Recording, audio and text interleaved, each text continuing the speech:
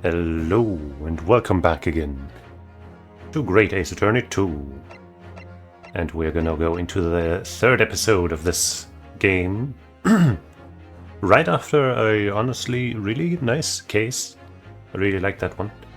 And this time finally we will get some answers for the questions that have been set up via the first two episodes, I guess.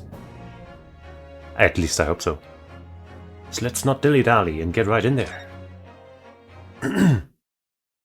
And presumably, the Hound of the Baskervilles will have something to do with this. Episode 3, The Return of the Great Departed Soul. 19世紀末、大帝都ロンドンで開催された万国博覧会を知らぬ者はないだろう。It's been foreshadowed many times. 世界の文化、最新の科学技術がハイドパークの特設会場に集められた。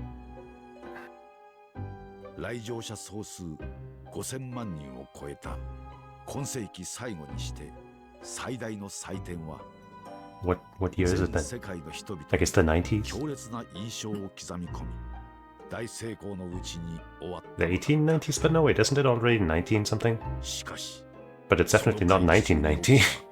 あの大惨事の真相解明の裏側に我が友シャーロック・ホームズの活躍があったことを知る者は少ない Oh. 彼はあの大事故の裏に幾重にも隠された真実を暴き出したのである He and he alone. ハイドパークにそびえ立ったロンドン万国博覧会の象徴とも言えるあの水晶塔のごとき孤高にして凍結した名推理によって I'm sure he didn't need any help with those deductions, any corrections or anything.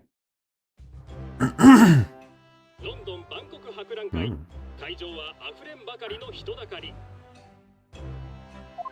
Who's that up there? Kind of looks like Huey from Metal Gear, you know, because of the silhouette and the white glasses holds. I'm assuming those are glasses, otherwise why wouldn't the other guy also have that? There he is.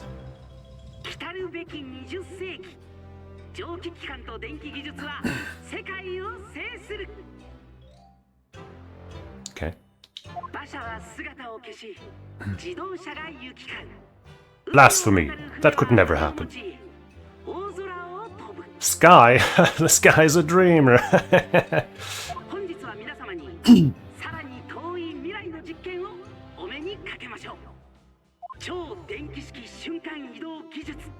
What? 世界で初めての実験であります。 I said what because I heard in Japanese the word teleportation before it came up on screen.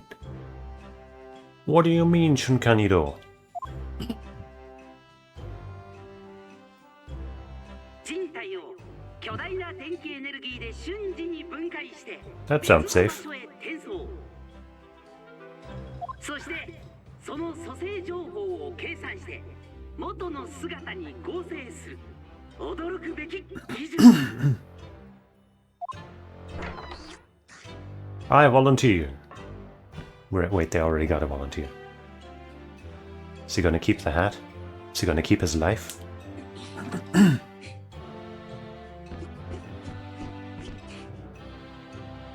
He sure is giddy. 一瞬の後。このシーンは驚くべき空間を超える旅をする。電気分解された紳士はあの水晶塔に転送されるのです。 What? So it's like a scam where they have a twin over there already. I don't see a trapdoor though, so where would he disappear to if this was just a scam? So maybe it's an earnest attempt at actual teleportation. That would probably go wrong. Yep, that doesn't look so good.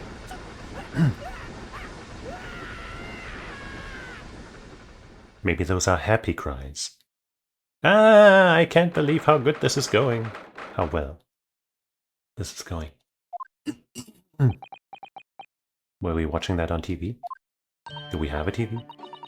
Runo, are you listening? Oh, sorry, what was that, Iris? Huh, what's the matter with you? You've been miles away all morning. Didn't you like what I cooked for breakfast? No, that's not it at all. What were we talking about again? Today's paper. It's full of news about the Great Exhibition again. Ah yes, the Great Exhibition. I'd like to go sometime. But you're really not your usual self today. You seem very down. Don't you agree, Shirley? Looks like we're not the only one. Did you say something, Iris? Oh gosh, you're even more down. That makes us seem all chipper by comparison. When did you arrive, Mr. Naruto? I've been here for about half an hour already. We had breakfast together. What? Why didn't you mention it before? I thought you might have known I was there, you know, because breakfast. Iris is quite right. You're clearly lacking in vim, so much so that I didn't notice your presence. That makes perfect sense. Thanks. Of course, I could deduce the reason perfectly well with some simple observations. What? Let's see. Yes, for example, your tousled hair this morning was all its unruly spikes. Clearly, it can be deduced, therefore, that... let me stop you there, Mr. Holmes, because I think I can see where this is going, especially since it's done that before. My hair always looks like this. It always has. Ever since we first met, in fact. Oh, really? How interesting. It just doesn't look like a haircut as such, I suppose. Thanks again. I don't think his hair, you know, compared to some other Ace Attorney protagonists, looks all that different, all that special, all that weird, you know. But hey, it crossed my mind recently that it's been 6 months now. 6 months? Since I was forbidden from working in court? Wow, it's been that long since that. Wow. So I've been wondering how much longer I'm going to be banned. Oh, well, that would explain why you seem rather glum. Don't you agree, Shirley?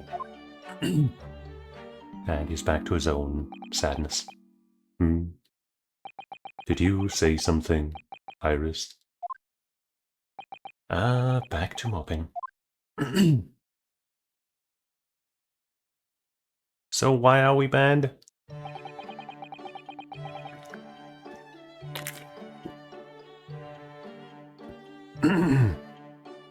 What's the matter with Mr. Holmes today?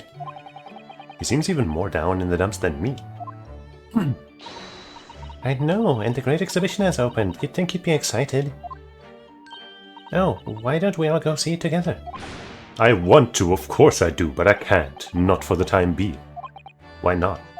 Why not? Why not? Because I'm a great detective after all.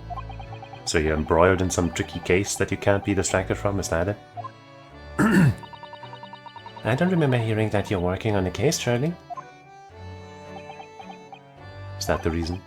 You'd rather be in a case? I suppose I should try to find out what's going on.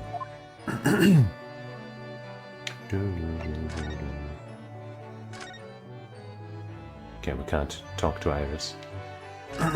What's she writing? I can tap with my eyes shut, you know. We know. I think that's exactly what we heard last time.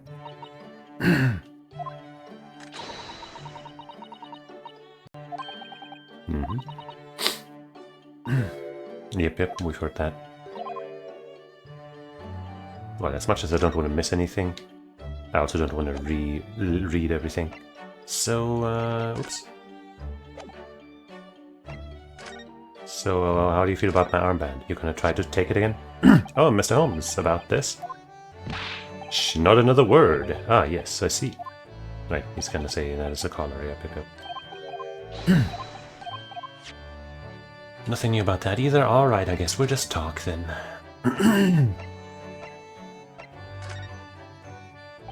Are you investigating a particularly tricky case at the moment, Mr. Holmes? You could say that, I suppose. Nothing more to add? That's not like you. What sort of case is it? Shh! Quiet, Mr. Naruto.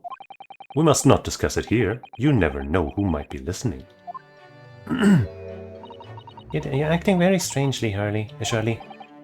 What do you mean, Iris?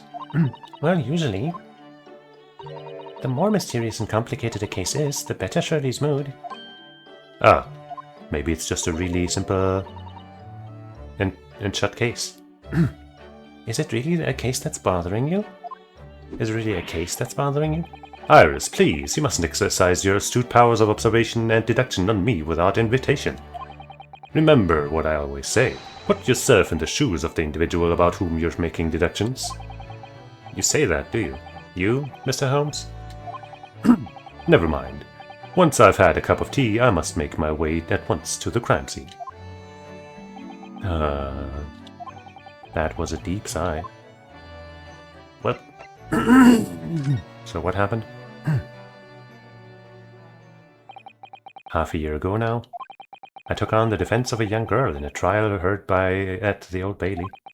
What at first seemed like a simple case of murder that took place at the London pawnbrokery turned out to be one part of a much more far-reaching plot that involved the British government. During the course of the trial, it was found that I made an unavoidable yet at the same time unforgivable mistake. Aww. Words fail me. The situation is utterly yet deplorable. Mr. Naruto? Yes, my lord? I will decide upon your fate following the conclusion of this trial. Of course, my lord. In the end, I had my right to represent people in court revoked. I was told I had to spend my time in research and study, so that's what I've been doing. You have, haven't you, Bruno? Reading all those big fat tomes about British law up in your room, and the notes about Holmes's old cases. Brewing Iris's special blends of tea, fetching my daily bread for me. You've become something of a manservant around here. Start on the silverware next, Master Naruto. Well, I'm thinking of going to ask the powers that be to reconsider. Specifically amongst Lord Strongheart at the British Supreme Court on Whitehall. Lord Strongheart? Ah, the delightful Lord Chief Justice. Not my favorite fellow. He's not mine either, but he's the man I have to talk to. He's the only one who can grant permission for me to start working in the courts again. I came to Britain to become the best lawyer I could. And I can't do that just sitting around here. Oh, yeah, no, it's a training arc. The whole of London has been swept up in this great exhibition, hasn't it? The most advanced science, the most modern technology, the fine works of art and feasts of engineering. For the next 6 months, our capital will be showcasing these things and the world will be watching. 6 months is a long time for an exhibition. Oh, do you know what I'd like to do? I'd like to look down on London from one of those lovely balloons. Look down on? Do you mean those things fly? Yes, of course. They fly high in the sky and don't even need wings to do it. All you need is hot air. But how? How does hot air have anything to do with flying? It makes no sense. I can't understand it at all. Oh, no. That's true of a lot of new scientific discoveries. Most people can't understand them at first.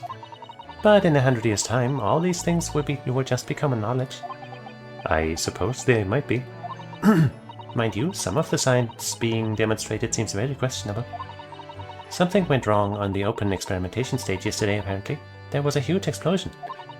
Still, I wish I'd seen it, though. I'd love to see how bad some of these scam experiments really are. Scam experiments, says the innocent 10-year-old girl. See here, every page of this paper carries some article or other about the Great Exhibition. But the brighter things shine, the darker the shadows that are cast behind them. Personally, I find myself drawn to the darkness, to the impenetrable. Impenetrable, rather. That is my proper atmosphere.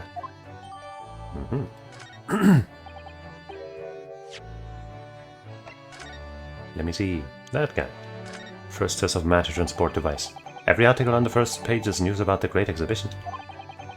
Public experiments to demonstrate brand new scientific ideas, cultural exhibits from around the globe. It's also positive and hopeful about the coming century. We must all go see it properly before too long. Maybe it is. I guess does it? Oh wait, yeah. I guess does it say 1851? Or 1850 something? Then it's not actually all that close to the 1900s yet.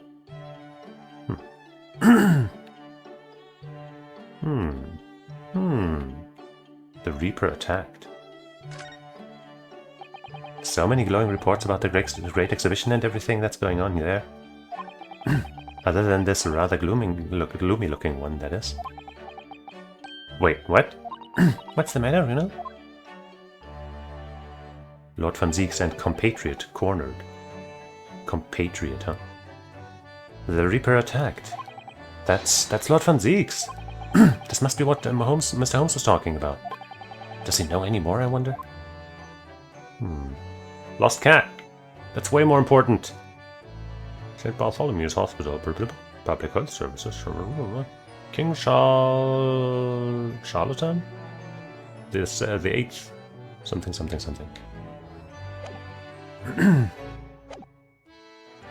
Shadows cast behind? Is that a metaphorical way of referring to the back page of the paper? Well, I didn't even need to hear your clue, okay? It says in the paper that Lord Van Zieks was attacked. That's terrible. You know the legend of the Reaper of the Bailey, of course, don't you? Only too well, in fact. Yes, Prosecutor Bragg Van Zieks. A racist douchebag. They say that if the Reaper is the prosecutor in a case, there's no salvation for whoever's in the dock. Even if the defendant is found not guilty. Once the Reaper has someone in his sights, one way or another, that person's time left on this earth will be short. Or maybe that person's time in Britain. London's finest rogues always find ways around the law. They'll stop at nothing to secure an acquittal at trial. Falsifying evidence, paying sham witnesses, threatening jurors, bribing judges. But even such devious tactics as these cannot save them from the hand of the Reaper. As you've experienced yourself, haven't you, Mr. Narodo? Yes, I've seen the Reaper's retribution at work. Many of these criminal rogues are reckless and quite unafraid to die. If a leader among their fraternity is seen to have been taken by the Reaper, retaliation like this does occur. Really, the capital has a never-ending supply of such scoundrels. So, do you mean Lord Van Zieks has been attacked like this before? This isn't the first time? He's quite an accomplished combatant, you know. He doesn't take these attacks lying down. Although, it seems that his assailants were armed with guns at this time. Oh my goodness, is he alright then? Is Lord Van Zieks hurt? My dear fellow, how on earth would I know? Well, in the article here it says, as to what of Lord Van Zieks and his condition, all will be revealed in tomorrow's morning edition. Well, that's some cliffhanger newspaper writing. Ah, I see. Well, we shall have to be patient then. No, I can't wait until tomorrow. In that case, you shall have to inquire with somebody in the know. But who? I guess the Lord Justice might know about that too. Not Strongheart, perhaps? Perhaps. Well, I must be leaving now. Yes, understood. See you later, Mr. Holmes. Ha! You really are a shameless liar sometimes, my dear fellow. What? You seek to put me off my guard and follow me, don't you? Well, you would be wasting your time. The thought that hadn't crossed my mind, but now I'm wondering where you're going. Well then, see you later indeed. Okay. We have another place to go to, sadly, so we weren't going to follow you. Listen to him. He's still laughing on his way out of the door. Cool hat. Headwear, whatever. Alright then, Runo, let's get going. Oh, Iris, what are you wearing? I've got changed, I've got changed to go to the Great Exhibition. You're going to take me. What? But I was just about to go to the Supreme Court. Oh, well, that sounds fun too. You're going to take me there then. Okay. Alright, fine. Just lower that weapon, would you? Of course, and after the Supreme Court, then we'll go to see the Great Exhibition.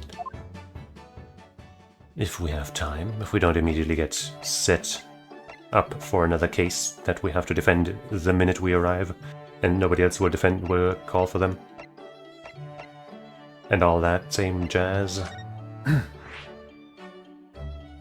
What shall I make for breakfast tomorrow? Why don't I surprise you, Runo? It's been 6 months now, hasn't it, since Susie went back to Japan? Let's go there first. Grab our things before we leave, right?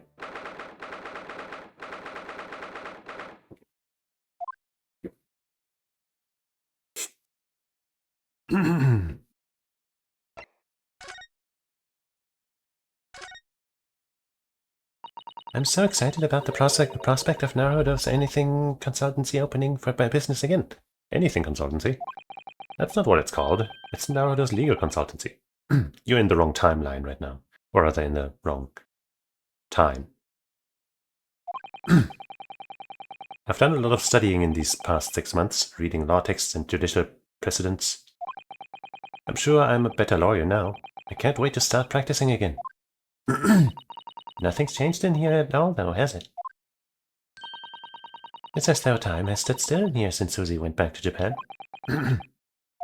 I wanted to keep it ready for Miss Susato, in case she was able to return to Britain at any point. So I've just left everything the way it was. Oh, I see. Right.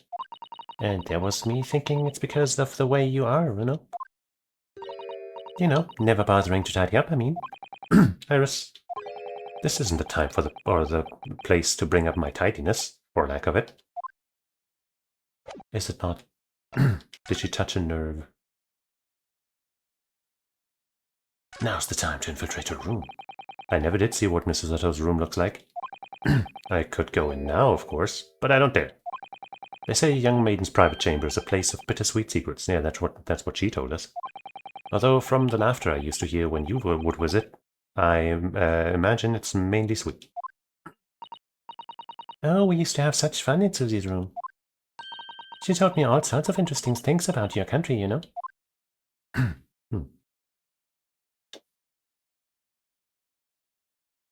Well.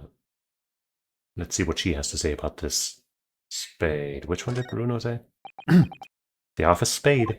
Now that Miss Susato's gone, the shovelers aren't represented to correct me. Maybe I'll have to do it myself. That's not a spade, Mr. Naruto. It's a shovel. Ah, so you're a spader, are you, Bruno? A spader. What, you want to battle it out?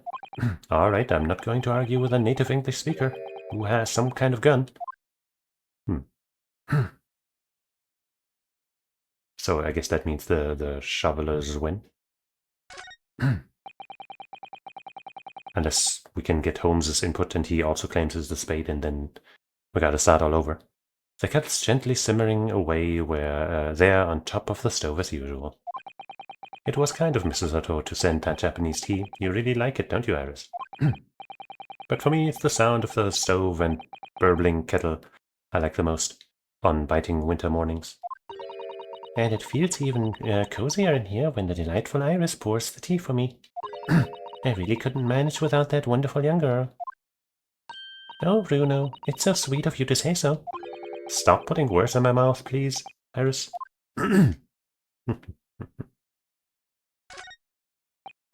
Now at first glance, my desk here might look as though it's in a mess. However, it's not a mess at all. Everything is exactly where I want it to be.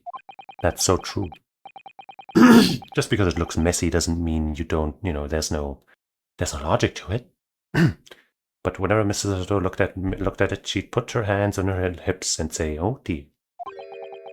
Her way of saying that I should make it a more orderly and neatness. I miss that. Oh, you sound just like Shirley, you know. He says the same about his mess. It's the kind of logic that transcends international borders, obviously. Yeah, because it's flawless logic. Ah, yes, the Daruma doll I brought with me from Japan. I always intended to color in the other eye once I become a fully fledged lawyer. But it's still winking at me, like it's trying to say, I can wait, take as long as you need. Or maybe not.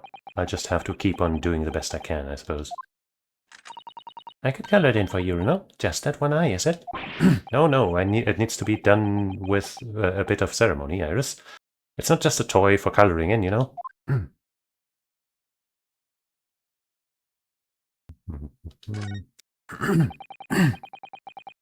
Miss Susato's tea set that she left here with me. I still think green tea is just too bitter, though. Thank goodness for sugar and milk. Mr. Holmes certainly wasn't expecting the accurate taste that one time. I've never heard anyone let out a scream like that before, or seen anyone fall down the stairs quite like that either. What the hell? It always brings a smile to my lips when I'm feeling a little down. Ah, well, do you know what that reminds me of? The day I gave you some black coffee when you weren't expecting it. You fell all the way down the stairs as well, didn't you, Bruno? Wow. What kind of comedy characters are those two? Yes, do you think we could try to forget that, please, Iris? That doesn't bring a smile to my lips at all. But probably to Mr. Holmes. It's Mr. Sutter's desk. I suppose it won't get used now as she's gone back to Japan. I'll just have to wait here patiently for its old friend to return. Even now, I sometimes find myself pouring a cup of tea for Susie by mistake. That explains why I sometimes find a steaming cup on her desk here. It shocks me every time. But it's just one of your pranks, I see. It's no prank, I miss her. Yeah, don't be insensitive. Look at the prawns and the anemones gently swaying around in the tank. Regular cleaning, some food and fresh seawater is all they need. And some conversation, of course. It seemed like a lot of effort at first, but it was worth it. I'm starting to be able to tell what they're thinking, really. Funny to think that so many people in London had aquariums like this one, once, when they were in vogue. You'd never expect to find sea anemones in the middle of the capital. I think I'll have to name them soon. Oh no, Runo's disappeared. What? I expect he's been eaten by Shirley. I think I'd prefer it if you used your imagination more when naming the sea life. Oh. Alright. Enough of this. Let's schmoog.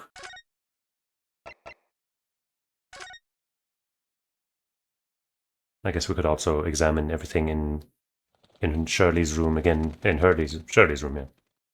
Since we have company, but whatever. Yo, dog, it's me again, your favorite. It's been about 6 months now since I was last here. But some things never change, like the sense of foreboding I always seem to feel in this place. I guess she's not feeling it. It doesn't seem to be bothering Iris at all, though. She's happily reading over there. But what is she reading? Oh, I love this place. I always find so many interesting books here. Of course, I was forgetting that you've been here before. Time we came here 6 months ago. When Suzuto-san was given the news that she was to return to Japan. I understand you wish to speak with me. Was that his voice? Ah, Lord Strongheart, I trust you've been keeping well? No, I think it was like... well, at first I had a voice, but I think then I changed it to something like, let's see, since you arrived and requested an audience, it's been 4 hours, 32 minutes and 26 seconds. I've kept you waiting a while, my apologies. Oh no, not at all. I like nothing more than standing around staring into space. Good to know. Good to know that doesn't appear to bother him at all. Male Strongheart, Lord Chief Justice of London. He's the man who allowed me to start practicing as a defense lawyer when I arrived in Britain as a student. You need only savor the air for a moment in this grand office to understand his preeminent status. As you will be aware, the Great Exhibition of London is now underway at last. We're extremely busy as a result, policing the grounds, guarding the new technologies, dealing with petty crime.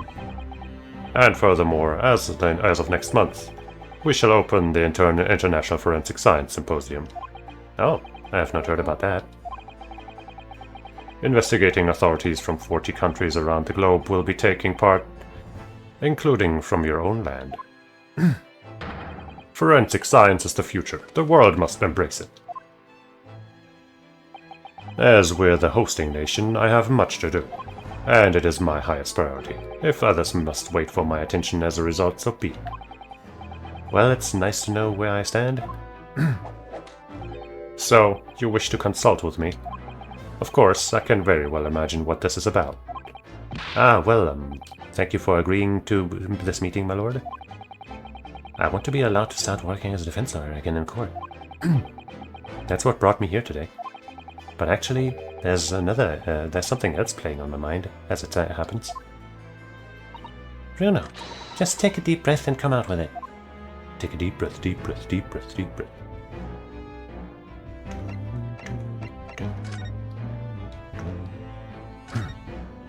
Oh, I've just a great idea.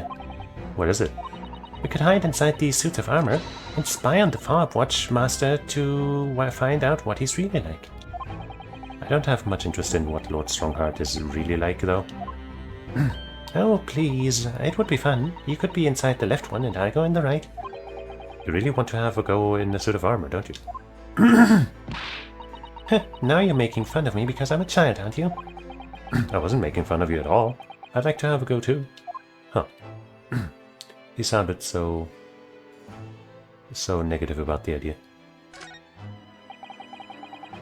You couldn't read all these books even if you were reincarnated 3 times over as a bookworm.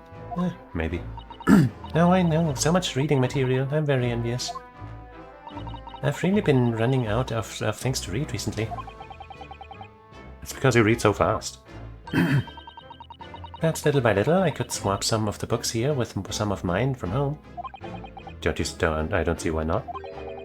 No one would notice, or at least I wouldn't, even if I was reincarnated 3 times over as a librarian. Oh.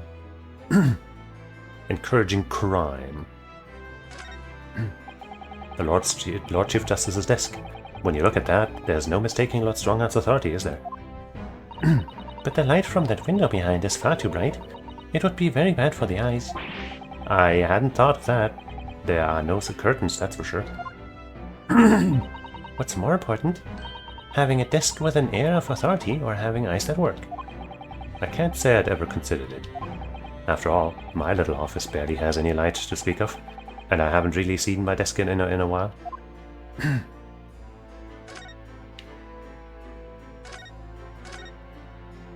Alright, I think we're good. Good-ish, at least. So about that symposium, eh? All sorts of conferences have been taking place around the world to coincide with the Great Exhibition. And next month, the largest and most important of them at all will take place at last. The International Forensic Science Symposium. It does seem as though criminal investigation needs to embrace scientific methods, doesn't it? Exactly.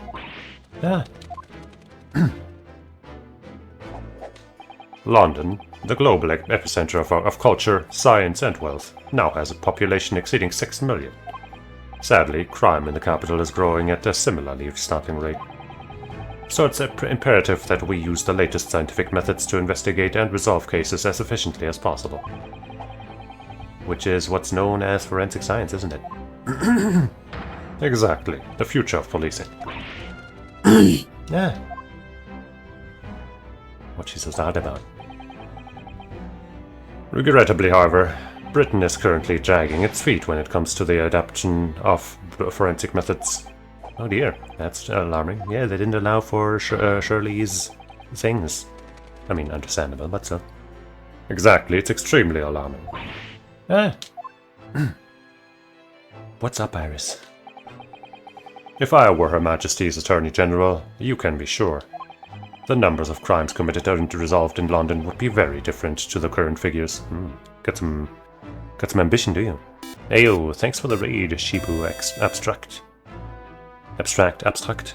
Is that supposed to be German, or is that a coincidence with a K? Raid, woo, thank you. And I could cite 12 solid arguments and 223 individual reasons to support my claim. Damn, he's prepared. Yeah, it's the same word just with a K. By way of apology for keeping you waiting earlier, I shall detail every one now. Okay, what? Don't you usually have no time for anything? Why would you have time for all of that? Oh, how fascinating. It all began 15 years ago. I was... Okay, well, he's really going off and we're really falling asleep. He will have our head for this. Yeah, I'm German. Born and raised. And he's still talking. And I guess we're not getting any of it. And that more or less sums up my feelings on the matter. In the simplest of terms, of course. Essentially, to formally establish a forensic investigation division within Scotland Yard. Sounds good. That is my mission. Oh, right. Yes. That's wonderful. Are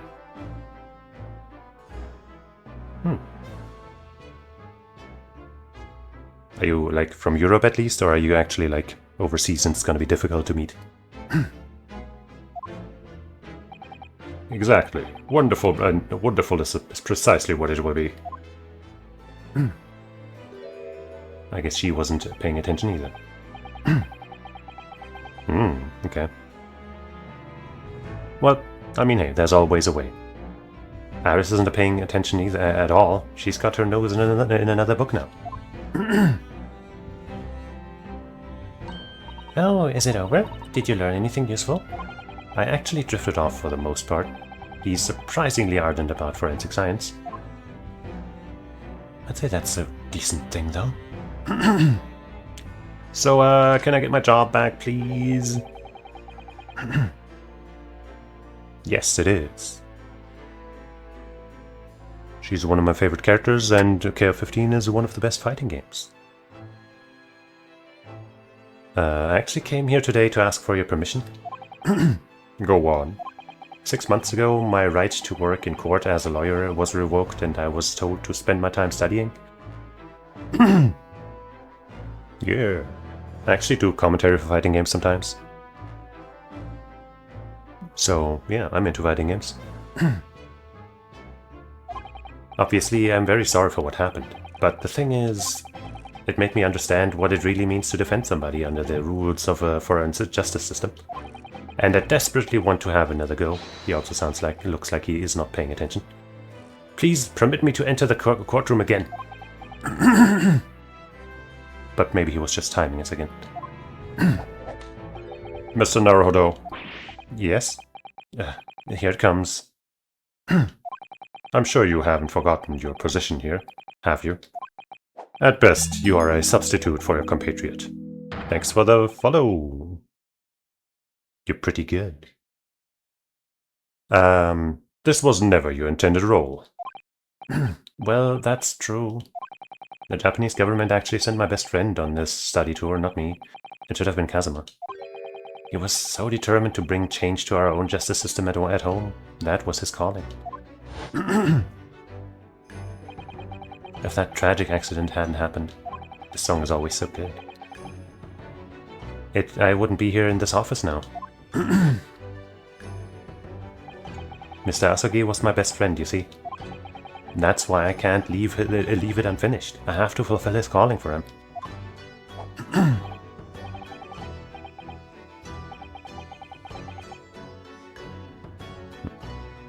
Hessen Crash is actually the last event that I commentated at. Among other things, I commentated City of the Wolves. And some other stuff. But most importantly, I guess, like in the biggest spotlight, I guess, that one. This calling, you say. Has it never occurred to you? That perhaps you know nothing of his true calling? Sorry? The mission with which that young law student was charged was, what do you suppose it really was? What do you mean, mission? He's not making any sense. I guess he knows more than we did. Never mind. I've read all the reports you've submitted over the past 6 months. Oh. It's clear to me that you regret your actions and have been studiously obeying your revised instructions. Do you mean... As of this moment, I reinstate your license to practice law here in Great Britain. Yippee! Oh yeah, no. This is the second game in the series, third case. And as far as I remember, something pretty important happens in this case that will probably happen... I mean, maybe not that soon yet, but, you know, at some point in this case. So, yeah, you know, you should not... Yeah, it's, this thing here includes 2 games. Great Ace Attorney 1 and 2. Yeah. But yeah, thanks for showing up, thanks for the raid, and thanks for the follow. And thanks for the company.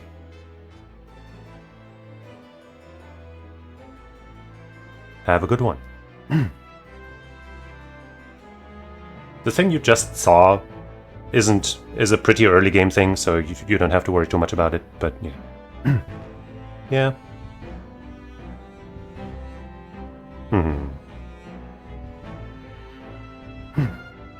Yeah. It's a bummer.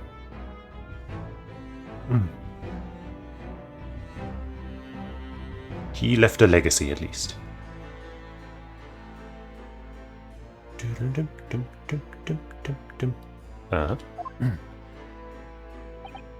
Thank you so much. That's wonderful news, Runo.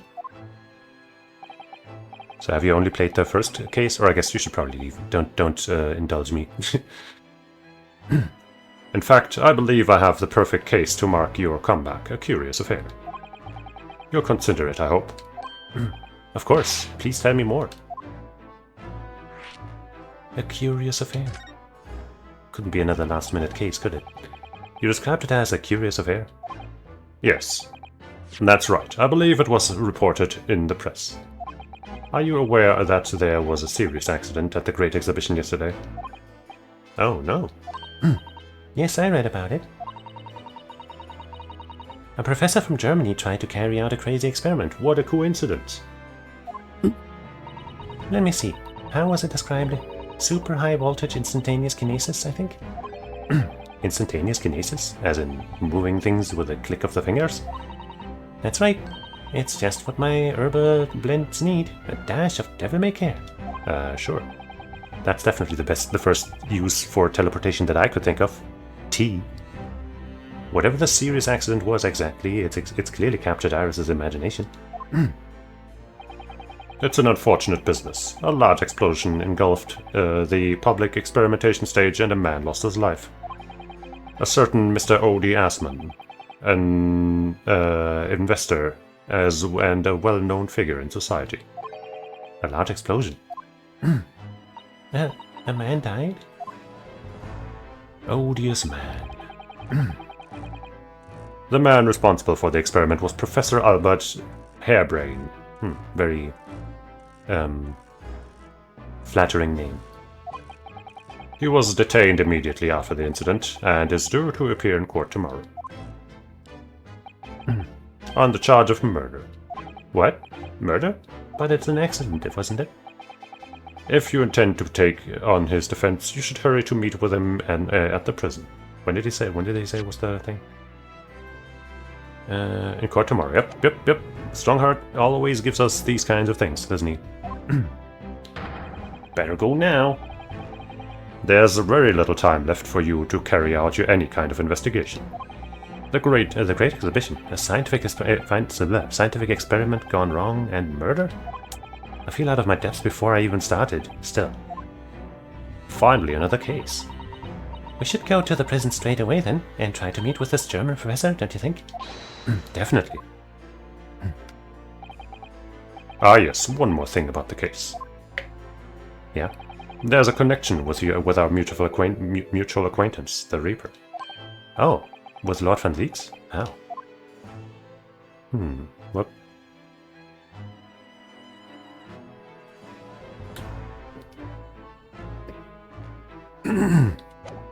I know what voice I'm going to give the German professor.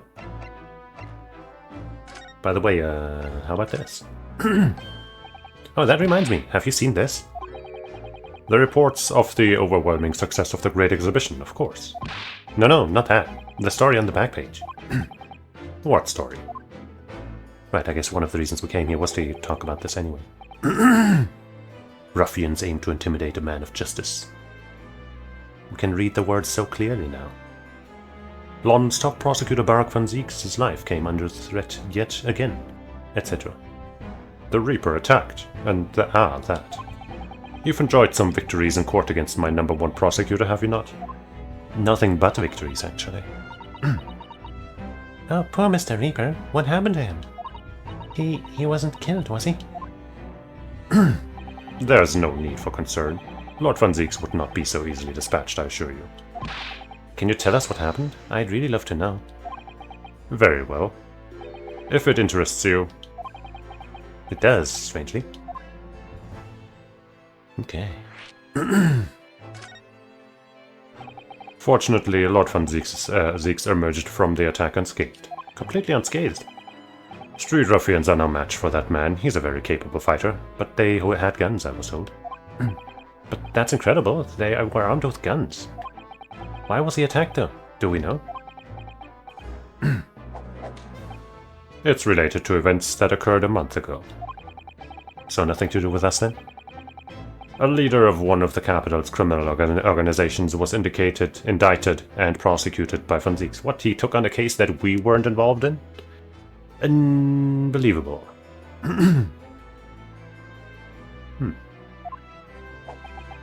But the man was acquitted. I've no doubt large sums of money were involved behind the scenes.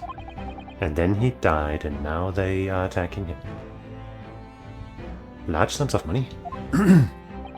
A deplorable situation. Members of the jury were bribed, it seems. However, despite winning his freedom, the man in question met a dramatic end yesterday. But you're not just suggesting that it was the work of the Reaper, surely? The victim's henchmen certainly seem to think so. He was a man by the name of Assman, Mr. Odious Man. Interesting. Did you say Assman? I know it's supposed to be Odious Man, you know, basically, but the fact that he's called Assman is a choice. A choice that they made. That's the man who died in the big explosion at the Great Exhibition. Another person who lost his life in a weird way. Yes, known publicly as an investor, but in reality, the head of a significant criminal organization. Unbelievable. I wonder, could I ask you something, Lord Strongheart? Try me.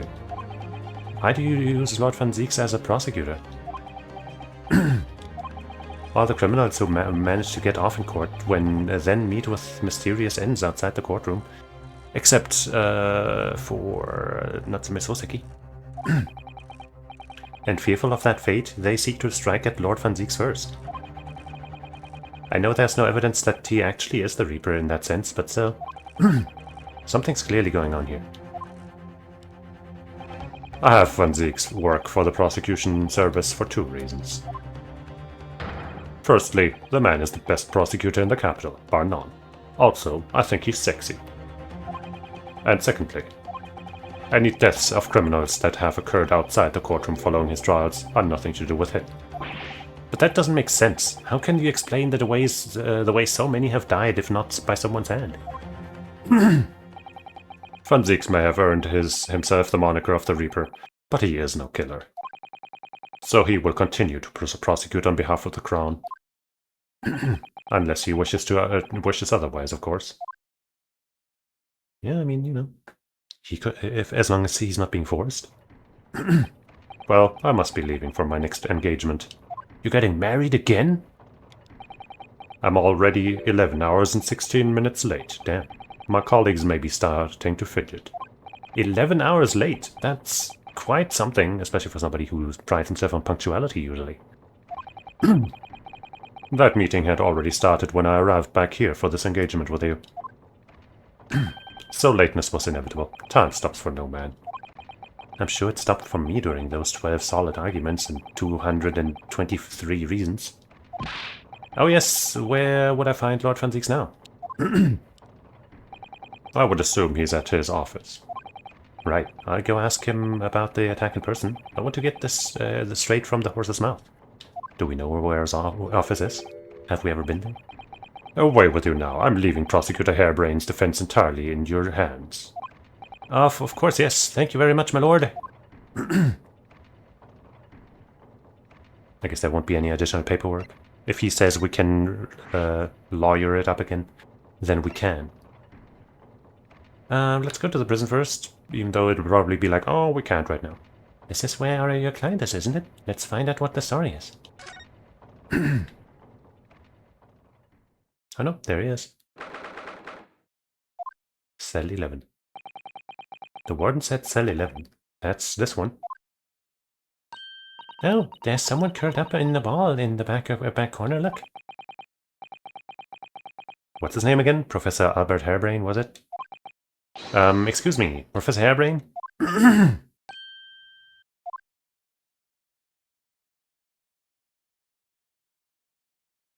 Hey.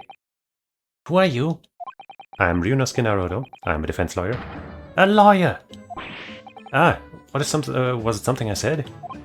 A lawyer, you say? Would you be here about the experiment? Are you going to defend my hypothesis? Your hypothesis? Sorry, I don't... Yesterday's demonstration. That magnificent demonstration was... It was an all-out success by anyone's calculations. Was it?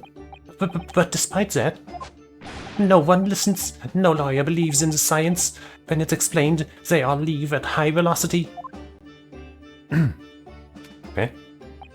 So a guy died and that's a success? Maybe his body was found, you know, over in another place, so it's, you know, it kind of worked. That's probably not a good time to mention that your zeal made my concentration leave for a while too.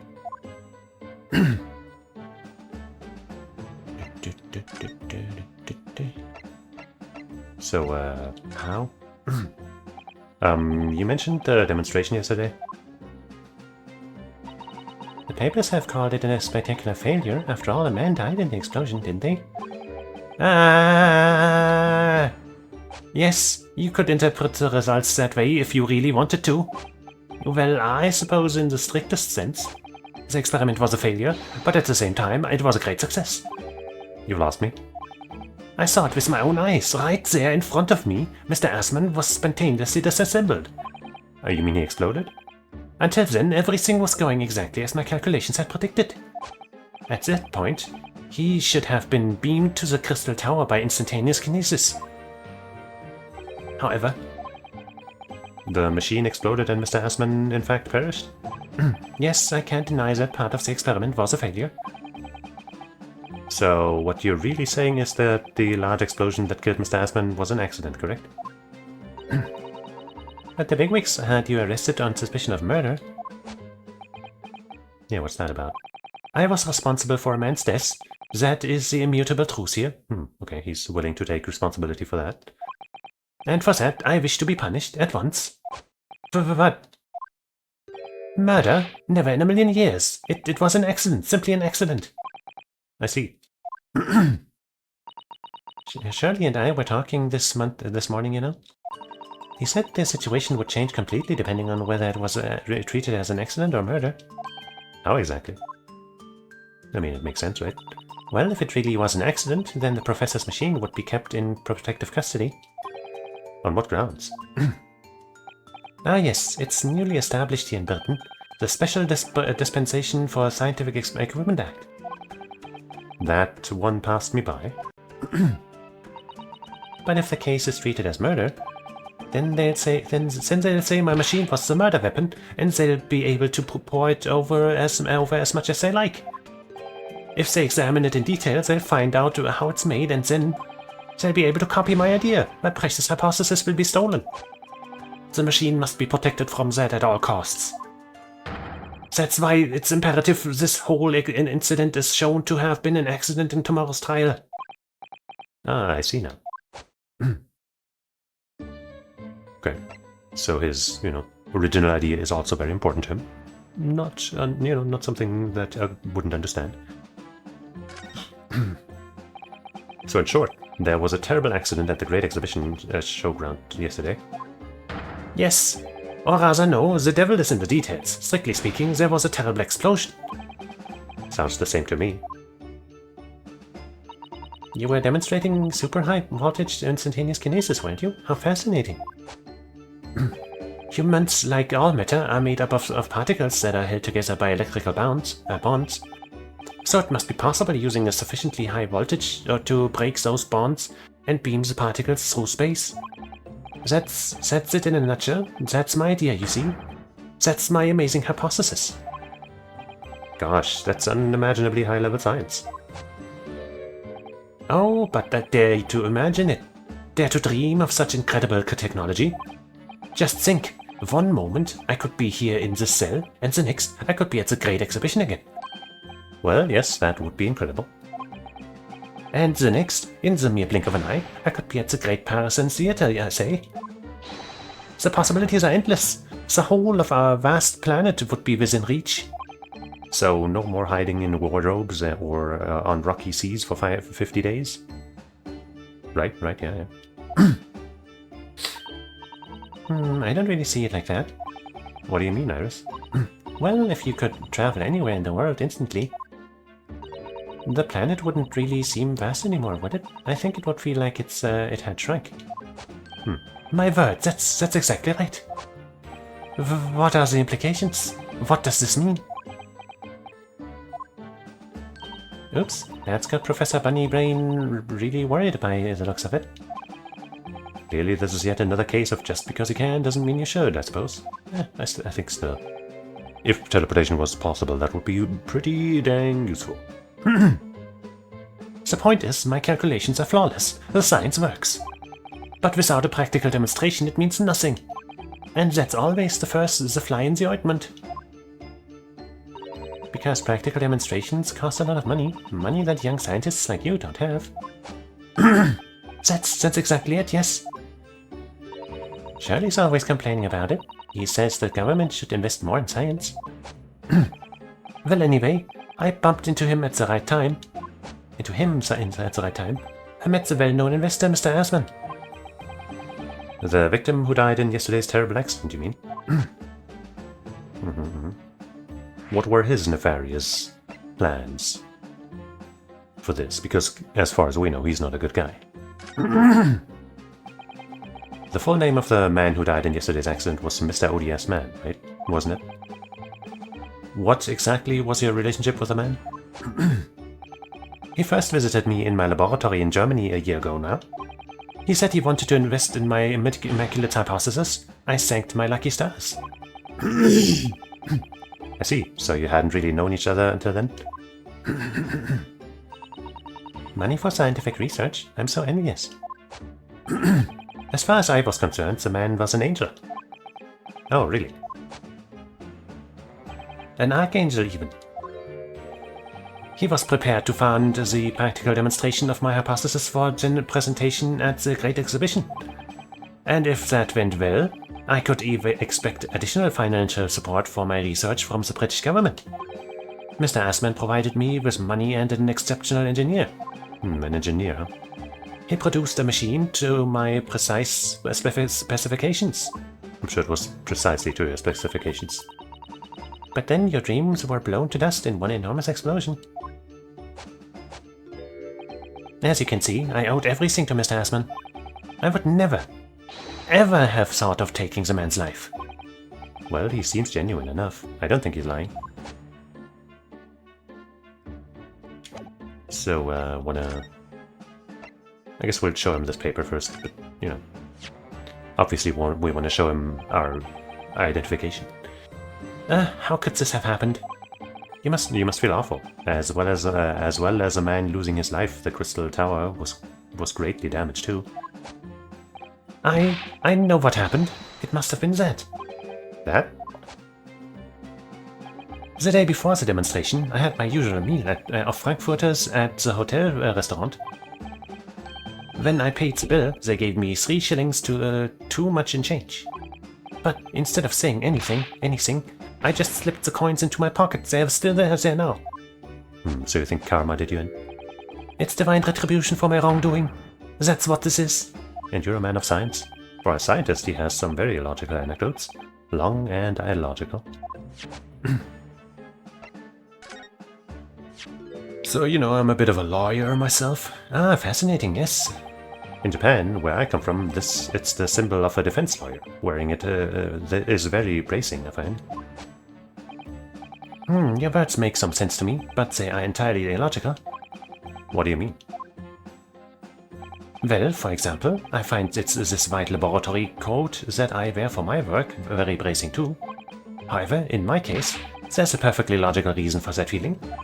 Oh, really? What is it? I purchased the wrong size by mistake. This one is too small for me. Well, the sleeves especially are extremely bracing. I can barely move my wrists. Okay, that's what you call logical, is it? I mean, there's some logic to it. Of course, it's entirely logical. That's science, Mr. Naruto. I thought we'd show him that and be like, yo, we're attorneys, by the way. We're taking your case. But I guess we'll come back later.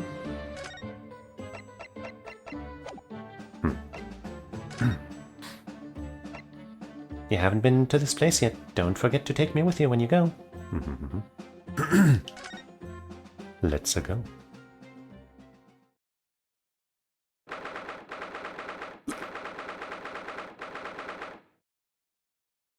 Is that a giant mural of himself on his wall? Cool. Oh, so this is the legendary Reaper's office?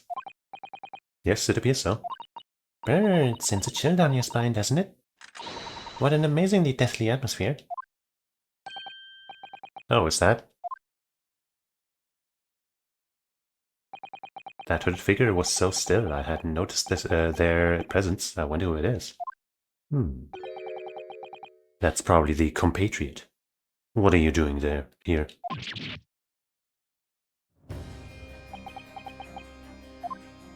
Hey. He's as unwelcoming as I thought he'd be. Actually, maybe even more so. Oh, I'm glad to see you're well. I am. Good talk. So, who's the person over by the wall being punished for something or other? No punishment isn't taking place here. Oh. That's my apprentice, and he's sitting there of his own free will. I didn't know you had an apprentice. It must be the same person who was pictured in the newspaper. He's very able in combat, a requisite skill for anyone under my tutelage. Are you referring to the attack on the Reaper that was reported in the papers? That's actually why we're here. The Reaper. I'd be interested to know the Reaper's true identity myself. Yeah. Assuming that such a fabled fiend genuinely inhabits our great courtrooms.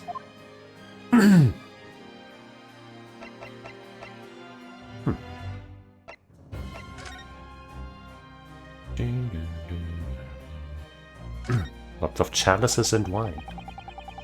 Look at that fine collection of hallowed chalices and bottles neatly lined up there. My hallowed bottles are filled with the essence of the finest grapes from the finest vineyards I visit. And I personally oversee these chalices being made by the finest crystal craftsmen in the world. And yet you throw them around in court like they were worthless. Yes, because this imbecile is so unimaginably and repeatedly wide off the mark sometimes. Oh, excuse me, who ends up being correct every single time? Is it me? It's me. Oh. Before you open your mouth next time, you should consider the poor artisans whose work you defile. So it's my fault. Silly me, how could I ever have thought otherwise? It's always our fault, everything is. Lord Van Ziek's desk. Look, it's so stylish. And that's a marble chess set beside it. Chess? That's the Western version of our Japanese shogi game, isn't it? You know, I'm actually quite good at shogi problems. Oh, really? You'd probably like chess problems in that case? I'd love to challenge Lord Van Ziek sometime. To a bout of shogi problems. If you only really want to challenge yourself, you can always do that on your own at home.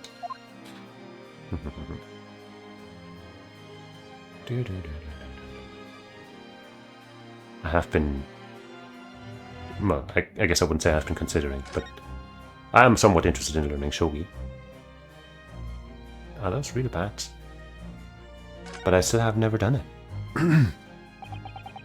It seems more interesting than chess. That portrait really dominates the room, doesn't it? He looks a lot younger, or almost like a different person. It's a very majestic outfit and pose, but sadly, whoever painted it didn't do a very good job of capturing Lord van Ziegs' facial features. Yeah, maybe it wasn't, and maybe it's not him, actually. Maybe he had a brother, or maybe that's his father, or something. Yes, you're right. I mean, it's not far off, but the artist has exaggerated his subject's handsomeness, I think. That reminds me. I heard Emperor Napoleon of France ordered artists to make him look more attractive when they painted him. How vain. That's really not an attractive quality in a person, is it? That portrait does not depict me. Surely that's immediately obvious. Oh, then who is it? Well.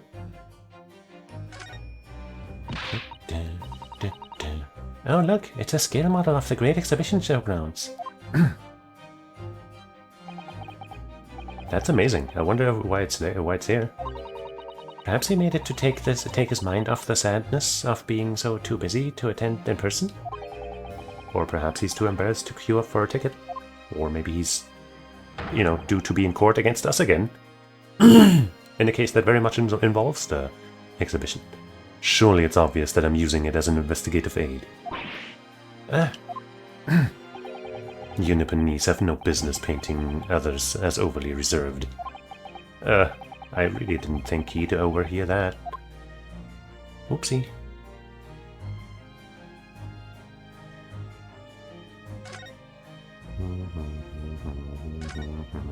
Wow, it really was really bats.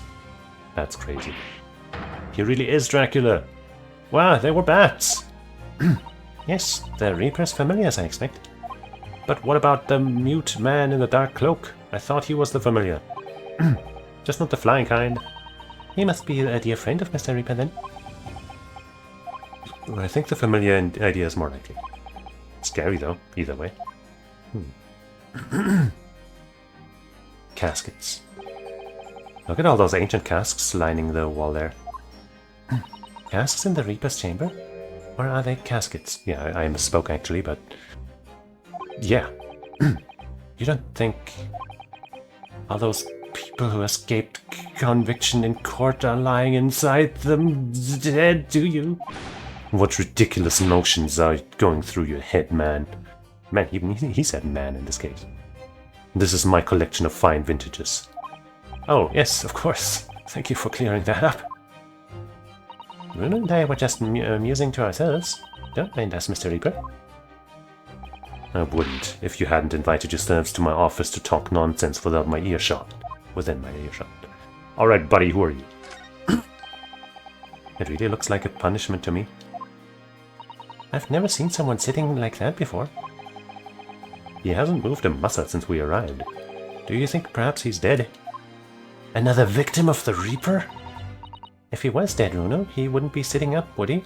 With enough rigor mortis. Well, anyway, dead or alive, he's not overly approachable, is he?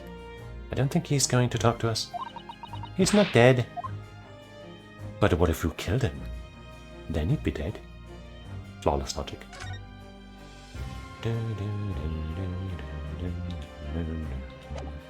Sometimes it takes a bunch of B presses to get out of that menu specifically. So who is the Reaper? What do you mean by what you said before? If you'd like to know the Reaper's true identity, does that mean... I'm a crown prosecutor and a mortal like any other. I'm no demigod.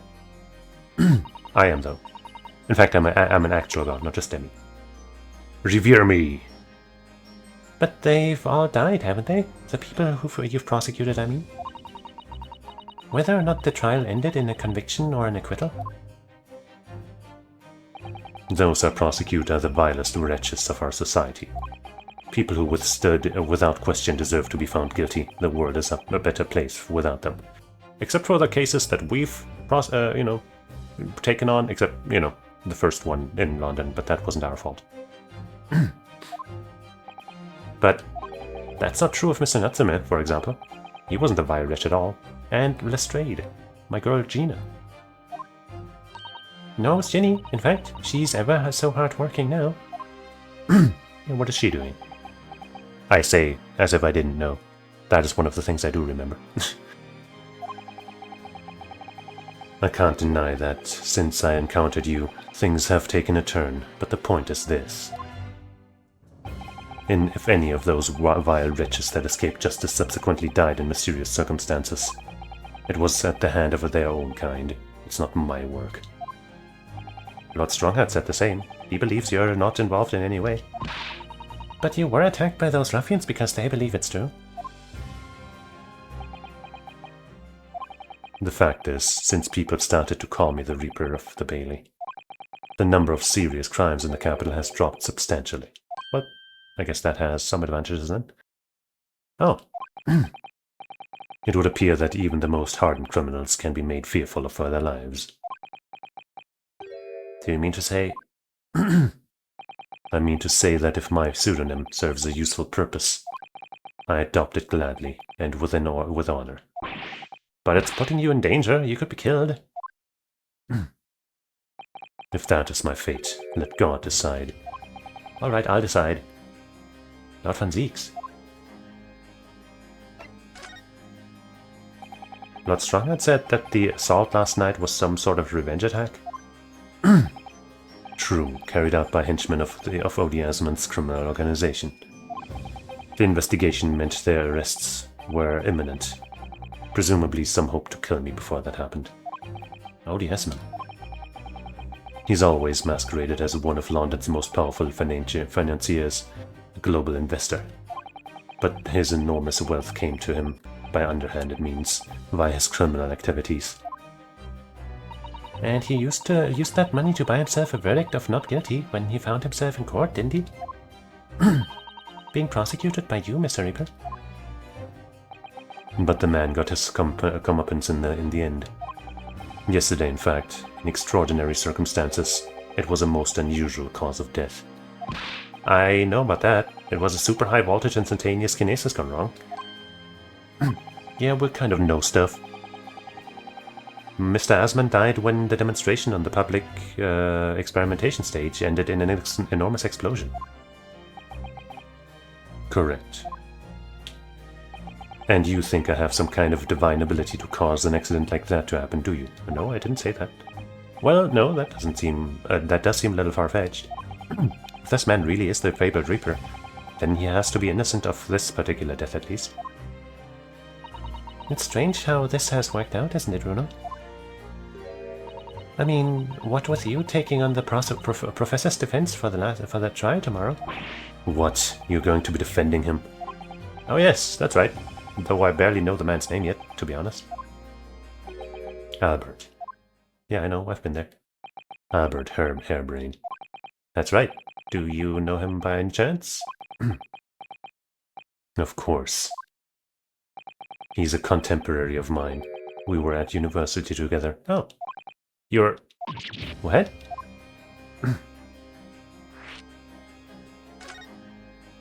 How interesting. I'd understood that Professor Hairbrain was from Germany, though. Well, Van Zieks also doesn't sound like an English name. Hairbrain's from a respectable British family. Oh. After graduating from the University of London. I guess Hairbrain is also not a German name.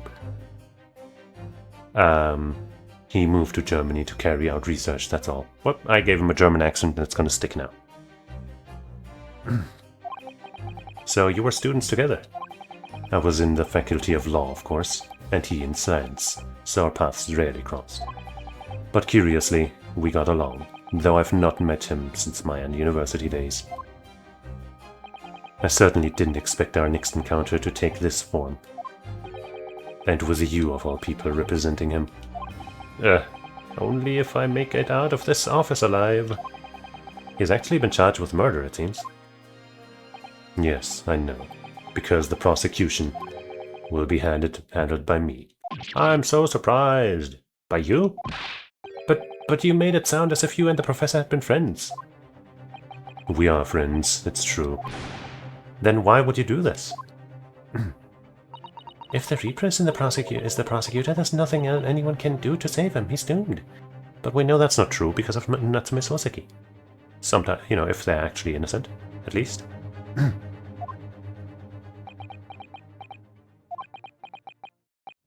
What's Lord Van Ziek's thinking? What indeed? Tell me some more about that incident after I have a sip.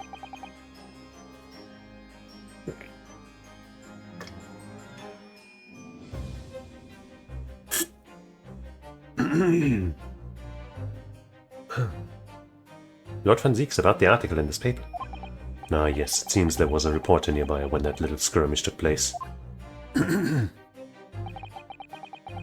I had no idea I'd been photographed. It was careless of me. You had a lot of other things to worry about at the time, I think. It looks as though it was taken after the people who attacked you had run away, though. Rest assured, the police have already apprehended every last one of them. But there's someone else fighting alongside you, it seems. That fella. And I think it's the same man who's sitting over there as we speak, isn't it? As I mentioned already, he's my apprentice. Perhaps you could tell us a little more about him. I guess he might. He's in my tutelage to become a prosecutor. So you could say he's my apprentice, I suppose. Ah, like you are to Shirley then, Bruno. What? I don't remember taking on an apprenticeship with a great detective. He's currently compiling a report about last night's attack. It looks like he's wearing some kind of mask. On Lord Strongheart's orders.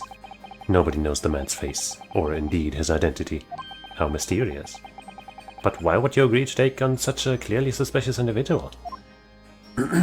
Lord Strongheart's orders again. He's not one for many meaningless follies. There will be a good reason for his actions. But what if his reasons are evil? It's kind of unclear if Strongheart can be trusted or not. He doesn't seem like he can be trusted, but for the most part he's acted pretty righteously, I guess I'd say. You know, not nicely, but he hasn't done anything that seems clearly wrong, at least, I think, if I remember. I also actually don't remember if he turns out to be evil. So, yeah. I hope you're right. Oh, is he approaching us? You approach me? Huh. Do. Anyway. Hey, dude. The task is complete. Good. In that case, you can collate all the briefs.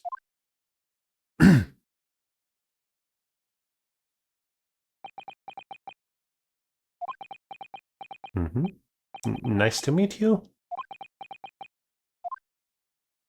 No words. Back to work again. That was really strange, though. I've never met the man before.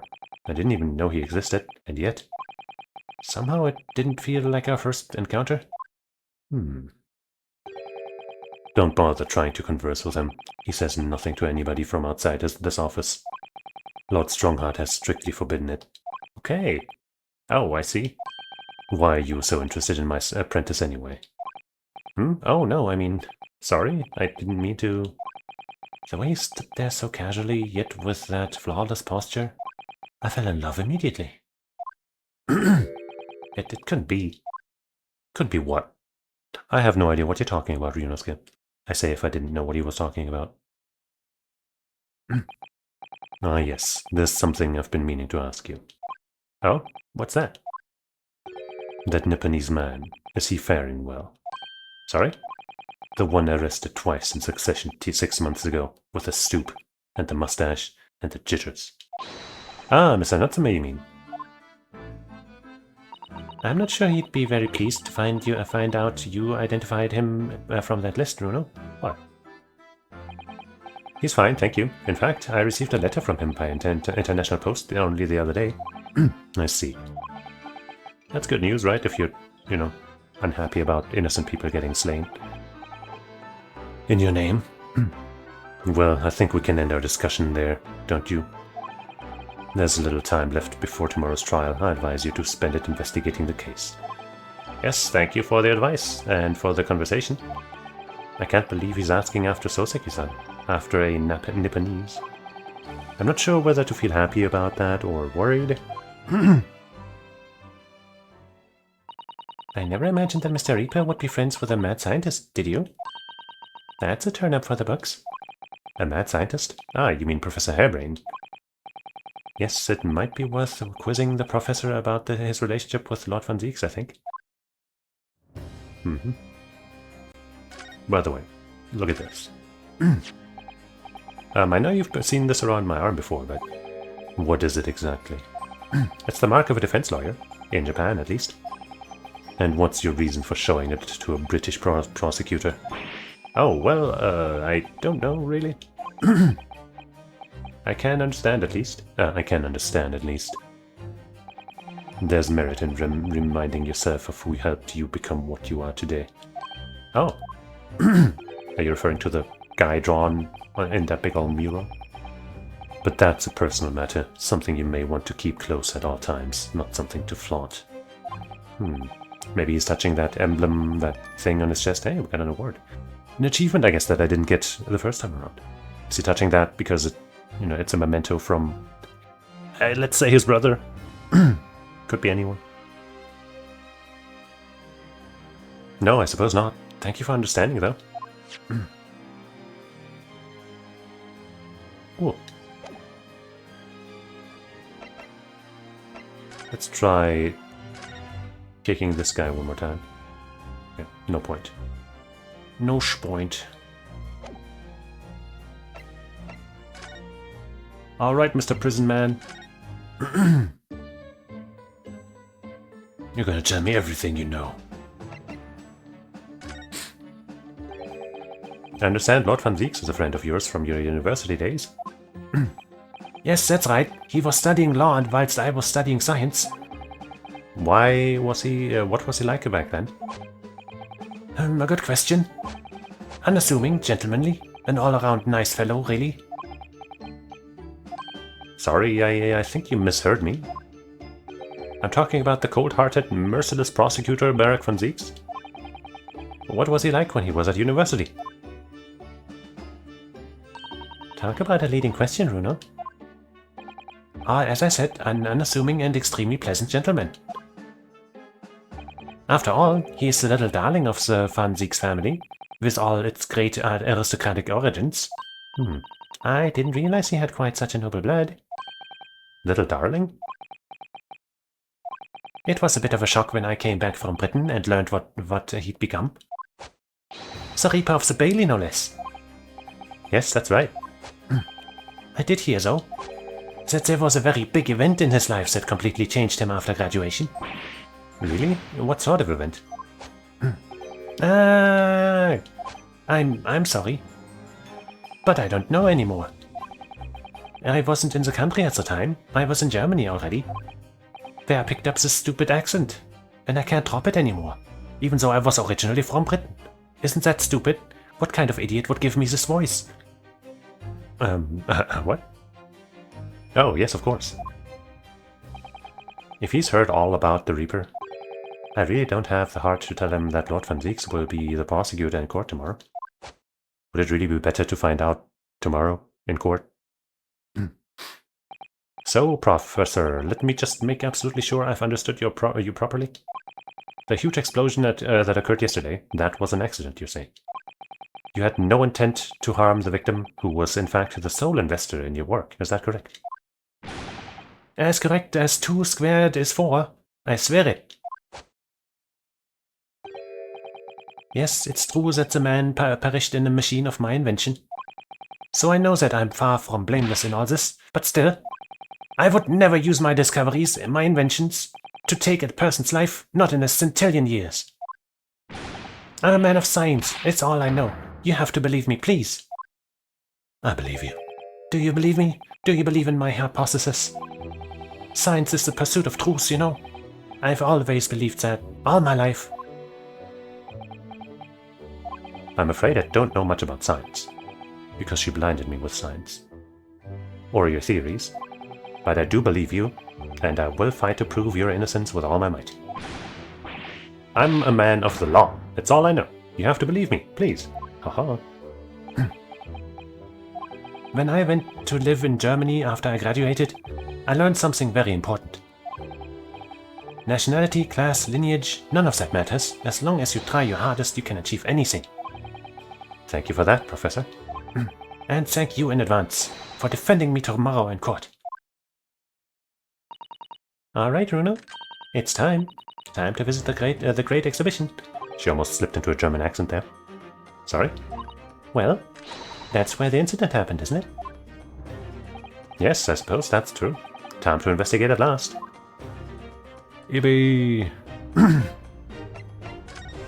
think we've shown him both of these. And we can just never investigate these cells. Dude, man, at some point we're going to investigate them and we're going to find the nastiest shit. It's going to be the craziest twist.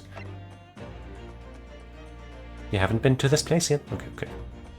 The experimentation stage at the Great Exhibition and the scene of the crime.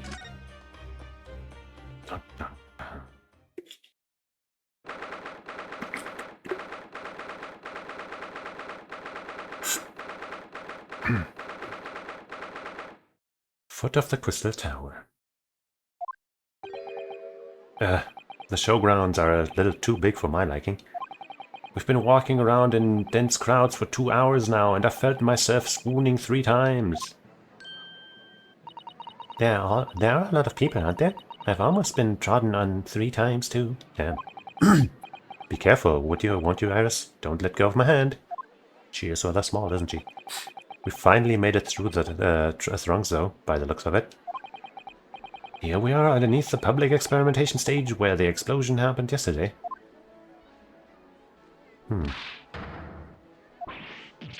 What's going on? What's that? I can hear voices from up on stage. It sounds like an argument. Uh-oh.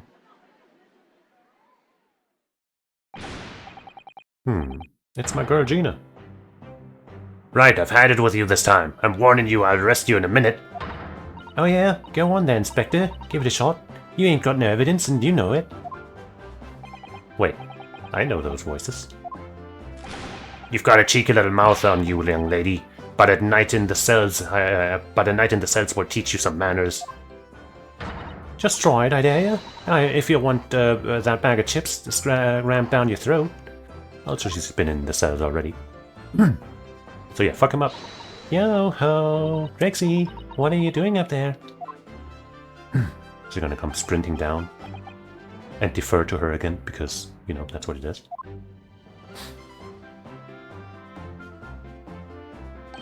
Ah!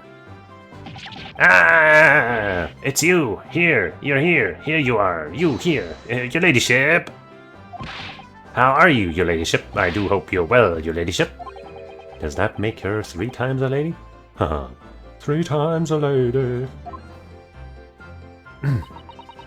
I'm not very well at all. It's far too busy everywhere. I wanted to ride in a balloon, but there was a 3-hour queue. Unbelievable. I'll go and have a word for you at once, your ladyship. You'll be flying as high as a kite in no time once I pull some strings for you. Nice. Some super bias in our favor. Tobias Gregson, an inspector at Scotland Yard. Until recently he was suspended from duty, but it would appear he's back in action now. He is actually quite well known, appearing in, as he does in the Adventures of Sherlock Holmes. And for that reason, he can't say a word wrong to the story's author, Iris. But there are limits, surely. Or there should be. Watch it, sunshine! Sorry? It's only Iris, nobody else. What gives then? Don't tell me you're on this case. Yes, I'm acting for the defense. So, we're here to investigate. Dear me, that's the situation, is it? Is it really that troubling? A measly 5 bob. Is that all you got? Hey girl. You're a lawyer, ain't you? You could stand to carry a bit more copper around your pockets, Mr. Naruto. Did you just pilfer my pockets? What? Hey, that's my last bit of spending money, that is. You can't have it back. You can have it back. But I'll have to charge you for all the bother. 3 bob. Damn. Now that is business. This is Gina Lestrade, a pickpocket or diver, born and bred in the East End of London. In the case that led to my own suspension 6 months ago. This is the young girl I was defending in court. And she is not very grateful, apparently. What's your problem, eh, Odo? Diver, pickpocket. What's with all the name calling? You want to you want a bag of chips rammed down your throat and all that, do you? I thought you were proud to be a diver, Gina. You were just arguing with Inspector Gregson about it, weren't you? I assumed you'd been up to your usual tricks here at the showground. That ain't no way to talk to a lady, Otto. Half a year's a long time. People can change. I'm an apprentice now, learning to be a Scotland Yard detective. Yippee! So you'll have to call me what everyone else does. It's Inspector Lestrade now. Yippee! 997. Inspector? That badge is homemade, surely. Hopefully it's made of cookie dough. I'd have some. The inspector part isn't entirely accurate. No one calls her that. I will. For what it's worth anyways, investigating is off the cards for all of us. What's that supposed to mean? Right, well, I'll be back up top. You hold the fort down here, alright? Right, sir. This raises a lot of questions. So, one of the things I do remember is that she, joins the investigation. The yard. I like Gina. The Crystal Tower. It's certainly an apt name. Is it? It was built to be the focal point of the exhibition, and it definitely is, being so tall and with all that glass. I can't imagine a building like this ever being erected in Japan. Yeah, never, ever, ever. Definitely won't have any tall, glass-like buildings. There are lots of exhibits inside the tower as well, apparently. Of course, there's an observation deck, but there's also an art gallery, a zoo, and a museum. A zoo? But I heard you have to queue for 3 hours just to get through the doors. Well, at the moment, the shattered glass from the failed experiment may well be the biggest draw. And thanks to that accident, the whole tower is shut. Sadly, it's not the Crystal Tower anymore, but the Crystal Glass Shower. Ha ha ha ha! Apparently, everyone's they're taking the skies, to the skies now to look down on the disaster area from above instead. Maybe that would be useful for our case too. But there's a 3-hour queue to go up in a balloon now. Londoners must be very patient people. But we got our ticket to get there faster, right? Thanks to Greggy boy. Ah, it looks as though somebody dropped something behind the tree just there. Dropped or hid? What is this? Some part of the machine that exploded? Kind of looks like a crossbow, but also seems to be not quite that. Maybe it could have fallen from the platform above in the blast, perhaps. What's going on here? Oh, nothing. I think I'll hang onto this just in case. Huh, mysterious contraption. Well, let's examine it. Yeah, that could very well be a crossbow of some kind.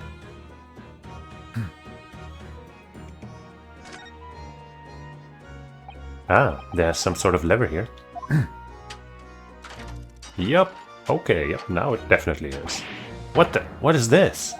It looks like a cross between a bow and a gun. Uh-huh. I think it's probably used for the same thing, too.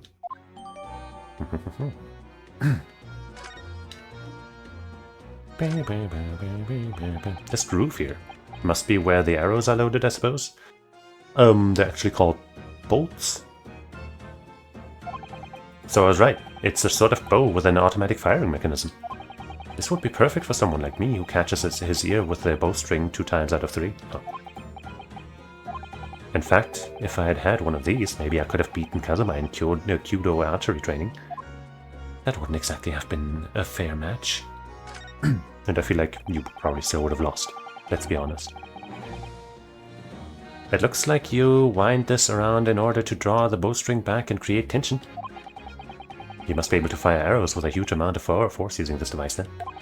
In fact, I would imagine it's far more accurate and powerful than a Japanese longbow. I really had no idea what I was picking up when I spotted this at the exhibition grounds. I'm a little surprised that Iris didn't chime in. Because it's, you know, a mechanical thing, so she probably know about stuff. But I guess you can examine this at almost any point, and she might not be there at all points, and they didn't want to go through the trouble of writing dialogue specifically for that. Oh look, what's this? A ripped piece of cloth. It's not like any fabric I've ever seen before. It's very thick and stiff. It looks extremely durable. That's what she said! It's canvas, I think, with some sort of rubber backing. And the edges appear to be a bit charred as well. Maybe that means it had something to do with the explosion. Let's make a note of it while Ginny's mid-yawn. Okay, I guess she's yawning a bunch.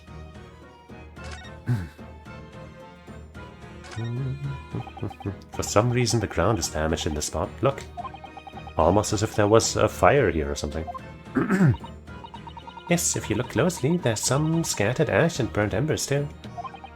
Well, I suppose there was a big explosion just above here. People probably wouldn't bat an eyelid at a small fire like this would have been. What? Wouldn't bat an eyelid at a small fire like this would have been, huh? I'm not sure we English are quite that laid back, Runo.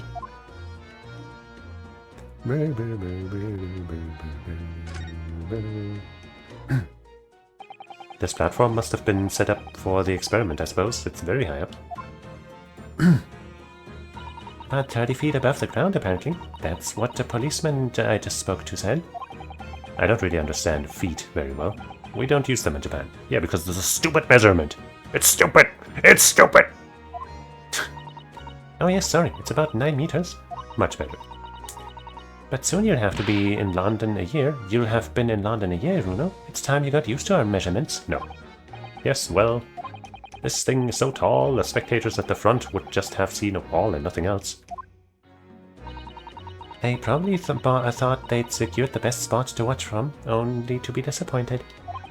There's a saying in Japan, the darkest spot is right under the lighthouse. I feel like it probably applies here. Very apt. Oops, no, I didn't mean to click on the same thing, it was just right next to the thing. I moved it just a little bit and it suddenly turned into a thing we've already seen. See? New thing, old thing. New thing, old thing. These stairs obviously lead to the stage above. We should go up there and investigate the exact spot where the experiment was being conducted. Wait, not now! Not now! I haven't talked to Gina yet!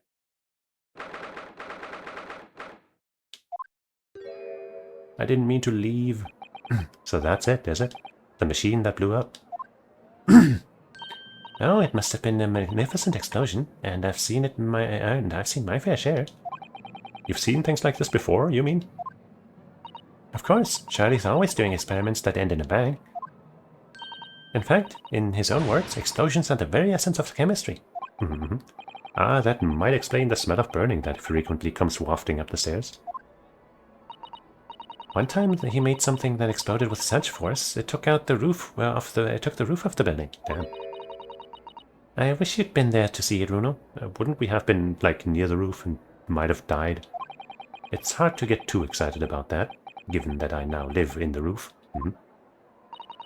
Well, anyway, that's enough about that. It's time to investigate. But not down here, not yet. Oh, shut up, Gregsy, I'm not talking to you yet. Even though I do want to save the best for last, which would be Gina, but I feel like maybe if we talk to him, then we will miss the chance. Oh look, Inspector Gregson is over there. He seems to be deep in thought about something, whilst eyeing up the machine carefully. Really? He just looks confused to me. Okay, how do I get back down? Are these the stairs again? Nope. Wait, there has to be a way back down. There are all sorts of strange buildings here in the great exhibition grounds, aren't there? I seem to remember something similar being exhibited in Japan one time. Oh, in your country, Runa? I do wish I could go and see it. I'd present a particularly sweet samurai with a present of one of Shirley's stories I'd written especially. And see if I couldn't get Shirley into a jam against some Baritsu master ninjas. I don't think anyone in Japan knows Baritsu. That is a Sherlock original, isn't it? You might not find as many of those sorts of people around as you think. Oh, well, that's dull. Oh, but I do know a prosecutor with a chonmage top knot I could introduce you to. Well, he might not have that anymore. A chonmage, really? Do you think I could have my picture taken with him, do you? Assuming he's recovered from the trim Kazuma gave him a year ago. Yes. Great memories. Ah, the Ferris wheel. One of the prime places for NTR to happen. What? Who said that? Who would even talk about that? That is... What? What is that gigantic thing over there? It looks like an enormous water wheel.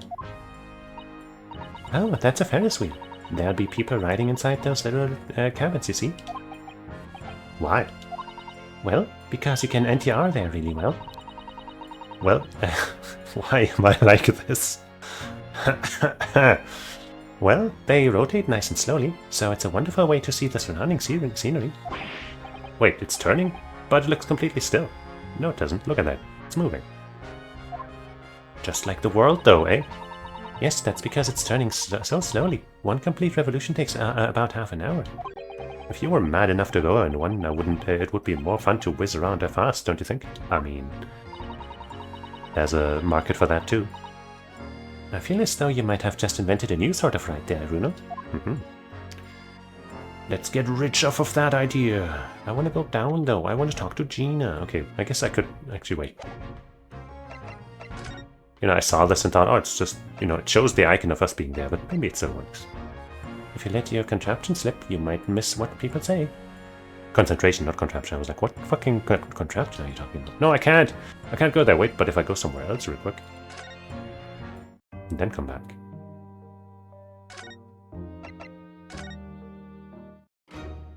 Alright. We also weren't done exploring here. There was at least up here to still see. Oh, or not. Wait, yes.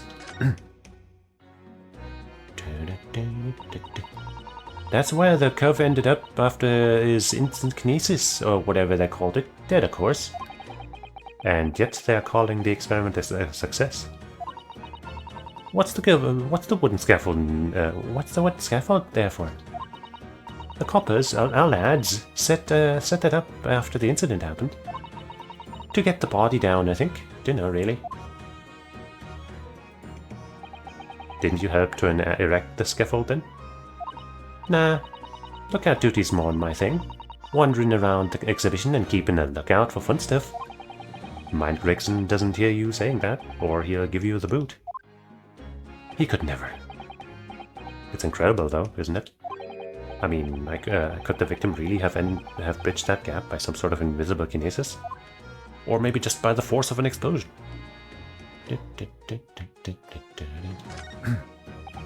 I've been meaning to ask you for a while now, but what are those funny round blobs floating in the sky?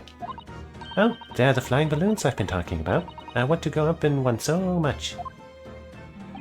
I've read about situations like this in a magazine about strange phenomena. Creatures from outer space coming in around flying objects to attack Earth. What? I suppose inhabitants of the other planets are bound to be interested in the great exhibition. This is a first, Iris. It's happening. This is it, rather, Iris. It's not. Don't worry. I'll explain it all to you later over a nice cup of tea, Runa. No, he's so right, man. There are aliens coming for us at this very moment.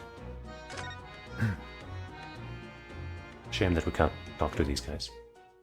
By the way, did we...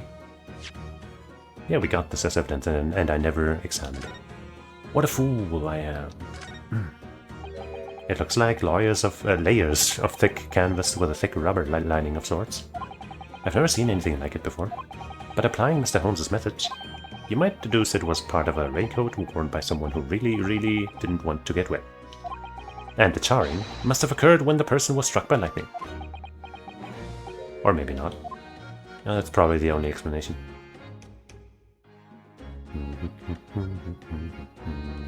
Alright, there's not much not much to see. Let's finally talk.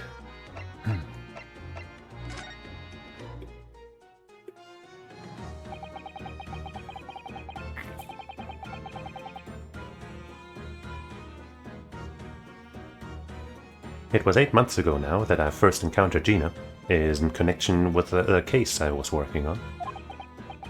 At the time, she was living in the East End with a group of other orphans. She helped all of them survive by pickpocketing, but then she got embroiled in a murder. I had a lot of time to think in prison. I realized I couldn't go on like I was. The diving weren't working out. Oh, I'm so pleased to hear, Ginny. Well done. So, you went from being a pickpocket to a detective? You got it. Good, innit? Inspector Lestrade. Sounds like something out of a book, eh? Yeah, it sure does. Wonder why. Talk about a sea of change. About a sea change. Sea? S-E-A? Like the people that raised me? Interesting. Can't be a coincidence. And then there's there's Iris's old man to think about. Iris's father, you mean? Yeah, I promised her, didn't I? I said I'd get all the police forces around the world to pull out the stops for looking for him. Just a small promise then, nothing serious. And we know what happened to him. Oh, Ginny, you're so sweet. When are we ever going to tell her? So anyway, that's how come and I had a go at the test for Scotland Yard. Oh, how come I? There's no and in there. Now it all makes more sense. Only trouble is, I don't read so well, do I? Just a small problem, nothing serious. You can learn. I believe in you. And that's when Shirley approached Gregsy and asked for help. Oh. So the inspector said he'd take fullest responsibility for Ginny and made her a sort of apprentice. That was very magnanimous of Inspector Gregson and brave. Well, you know, Shirley, he enjoys finding ways to make people do what he wants. The great detective likes digging for dirt, in other words. So, the long and short of it is, if you've got questions about the case, you can ask Inspector Lestrade. Right then, Inspector. Actually, there's still a big mystery surrounding Gina, isn't there? Oh, what, Runa, what? Well, 6 months ago, Gina was the defendant in a trial prosecuted by the Reaper. But she didn't die, a trial in which she was found not guilty, and yet there she is. Come on, you're not still on about that, are you? The Legend of the Reaper, or whatever it's called. Quiet, don't half worry, Otto. If I didn't half worry, there probably wouldn't be a whole lot of you left. Oh. It's like I told you before, innit? The Reaper's kinda like I'm upstairs, like him upstairs, so he knows what I'm like on the inside. That I ain't really done nothing wrong. Nothing wrong might be stretching the point. What about Mr. Natsum in Japan? He's perfectly fine, isn't he? Well, that's true. Perhaps the Reaper is more discerning than I thought. Exactly. So I ain't worried. I'm totally fine. Yeah. I guess. Let's do this one first. Court was out of this world, it was. The brainy bloke pulled a bunch of levers on his machine, and suddenly it started billowing smoke. Then it just went pop. I ain't seen no better experiment in here yet. Sorry? You mean you saw it, Jenny? With your own eyes? Yeah, of course. The boss is in charge here, ain't he? Of keeping everything running smooth, I mean. The boss being Inspector Wilson, I suppose? That's going to take some getting used to. So all I have to say is that I'm on duty, and I can do whatever I want to. Get this, I was up in one of them flying balloons when it happened, watching it from above. Oh, interesting. That could be a unique perspective that could come in handy. No, you're so lucky, Ginny. Maybe I should join Scotland Yard too. I'm sure they would welcome you. Yeah, do it. You know how to put the boss in his place already, right, Iris? You'd have no trouble at all. That's settled. When do I start? No. You can't join Scotland Yard, Iris. We'll see. Anyway, what I don't understand is this. If the machine exploded so spectacularly, how can Professor Bunnybrain still be claiming that this experiment was a success? Well, because the body ended up somewhere else. Alright, well, it was a success in a way. It was? How can it have been?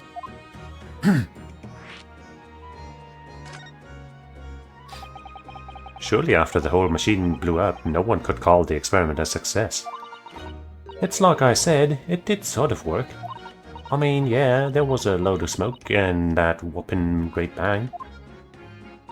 But where do you think they found the victim's body, eh? In the crystal tower over there. What? In the tower? Mm-hmm. You can see it for yourself, can't you? Up there above the scaffold. Oh, where all the glass is broken, you mean? Yeah, the cage what the victim got in to start with. Really did get beamed through the air or whatever and landed all the way over there. But if it had been actual teleportation, why would the way there have been destroyed? Maybe he teleported some of the explosion with him, and it got blown up from the inside. Really did get a mirror. So you see, it did kind of work, didn't it? What? I don't believe it. I mean, I don't get the ins and outs of it, but anything's possible, right? With science. Oh, and I tell you what, you can have this. It's a plan of the experiment they drew up at the yard. Yippee. Are you sure? Yeah, go on. I had 3 bob of you before, so fast there. Wait, you did take the money? Yes, I didn't actually give that to you, did I? She might have just taken it.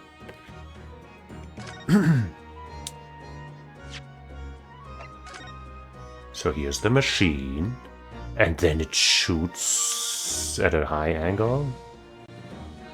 And yeah, this is very useful for now. It'll come in handy eventually. Something Inspector Gregson said before seemed a little strange. For what it's worth anyway. Investigating's off the cards for all of us. Uh-huh. Yes, naughty old Rexy ran off after that without explaining himself. Alright, Dad. The boss said no one's allowed to investigate that weird machine what blew up yesterday. Well, that's not fair. We're representing the defendant. In that case, could you at least tell us what you've learned from your investigations? No, you're not getting it. We ain't allowed to investigate either. Why? What did the boss call them again? The forensic investigation team, I think. Anyway, apart from them lot, no one's allowed to lay a finger on the scene. Bit funny, innit? So even Scotland Yard's own detectives can't investigate? Yes, I've never heard of something like that before. I thought I could have a gander on the quiet though, but the boss caught me at that. You probably heard him giving me an earful about that before from down there, didn't you? It's not bleeding fair. I think you were giving him as much of an earful back as I remember it. Yeah, but she was right. Probably. Yeah, well, sometimes I think it's all them chips that what make him so stubborn. You say something to him, Otto? Go on, see if you can get through to him. He's up on the platform above us, isn't he? Where the machine that exploded is? We can try, can't we, Runa? Grexy will listen to us. I mean, he will listen to you. Not me, though.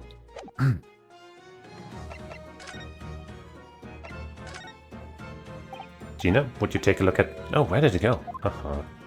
Hey, looking for this Odo? Did she do that? I wonder if you've got anything else to show me, eh? What do you reckon? Give that back first, please.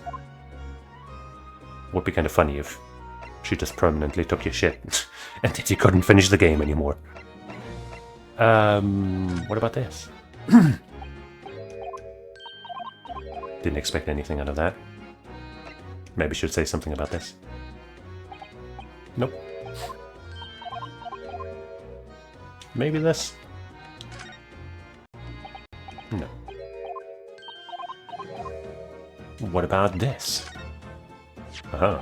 This armband is proof, in Japan at least, that I'm a defense lawyer. And this badge is proof that I'm a detective. So you're all gonna have to start calling me Inspector Lestrade. In that case, you'll have to start calling me... well, anything but Odo. No deal. I could call you Defendant Naruto if you like, but it don't really tip off the tongue. No, it doesn't have a great ring to it, does it?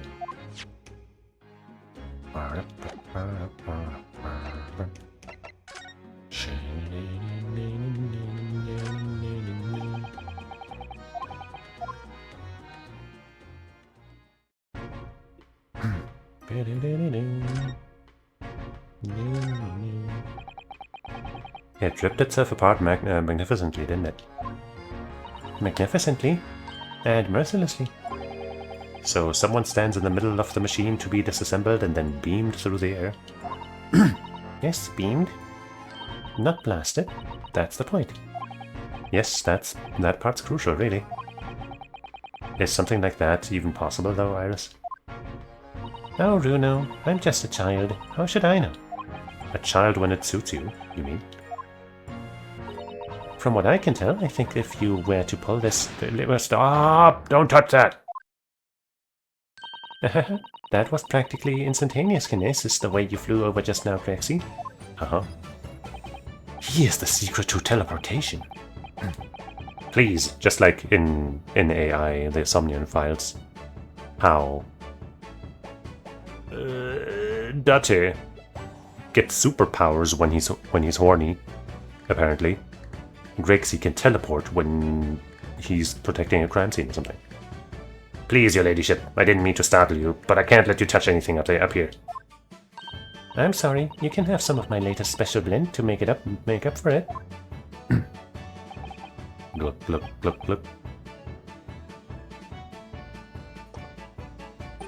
Ah, wonderful.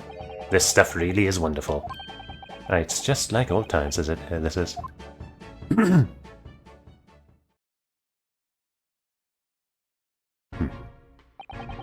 We are representing Professor Hairbrain in court tomorrow, Inspector. So we should be allowed to examine the scene. Ha! Listen, Sunshine. Even I'm not allowed to touch anything up here. It's that blasted Special Dispensation for Scientific Equipment Act to blame. It's driving me potty. Oh yes, that Special Dispensation. The professor mentioned that too. More red tape's all we need. I don't know what the government thinks it's playing at sometimes. But we're allowed to just look, aren't we? Eh? Surely that's alright, isn't it, Grexy? Of course, your ladyship. Anything you say, your ladyship. But please don't get your dainty hands dirty, will you? Don't worry.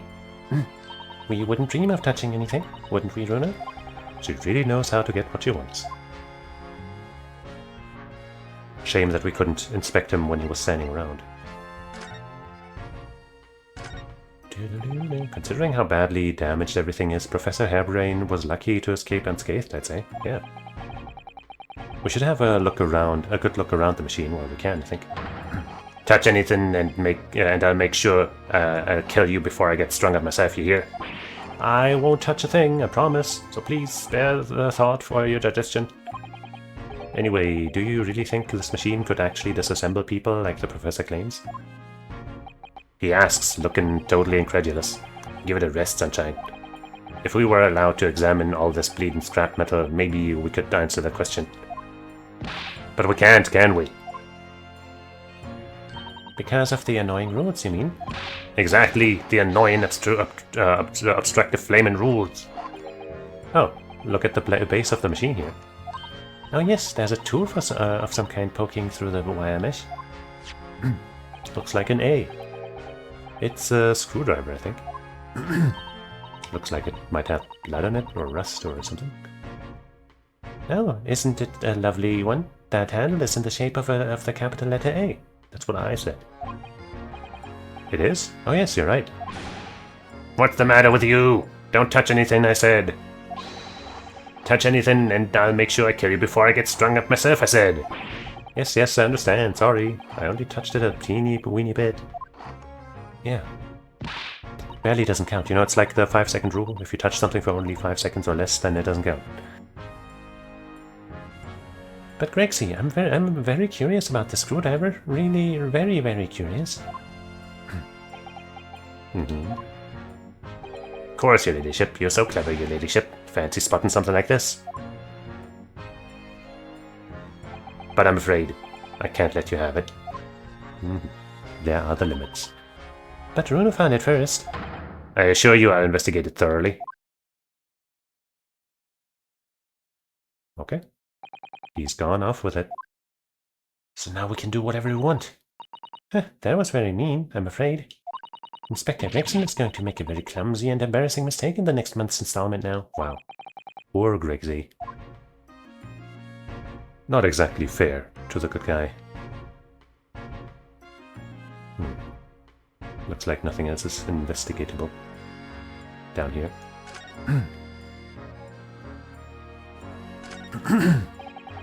That amazing horn-shaped device is pointing towards the crystal tower. I suppose once people are disassembled by the machine, they are shot out of that thing to wherever they're going. I don't think it was supposed to shoot anything, Runo. It was set up to beam people to the crystal tower, where they'd be reconstructed in their original form. Well, I don't like the look of it. If it was as amazing as it looks, the accident wouldn't have happened in the first place, of course. I suppose that's true, yes. But nothing ever goes according to plan, does it? Not in this universe. So those are people carrying balloons, dangling silently in the skies over London. I always thought the day would come when humans would discover how to fly. But I never imagined it would involve them being suspended from colorful, floating Timothy handballs. I'm sure it must feel amazing being up there among the clouds. Let's take a ride together, Runo, please. If I'm being perfectly honest, I would like to try it. Hey, but without a cast iron guarantee that the thing won't plummet to the ground, I'm too scared. Oh well, in that case, I should tell you what Shirley said. It's physically impossible for a flying balloon to plummet to the ground, as long as it doesn't explode. So yeah, it's perfectly safe here then, right?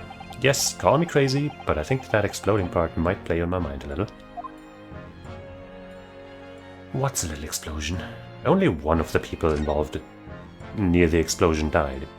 So, it's basically safe.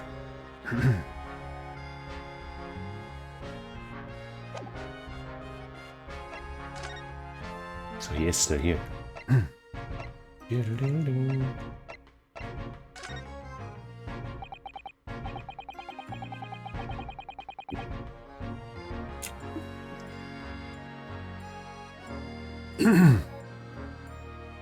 Remind me again, what's this new legal act that means we're not allowed to touch the scene here? Are you having me at it, Sunshine? It's the Special Dispensation for Scientific Equipment Act.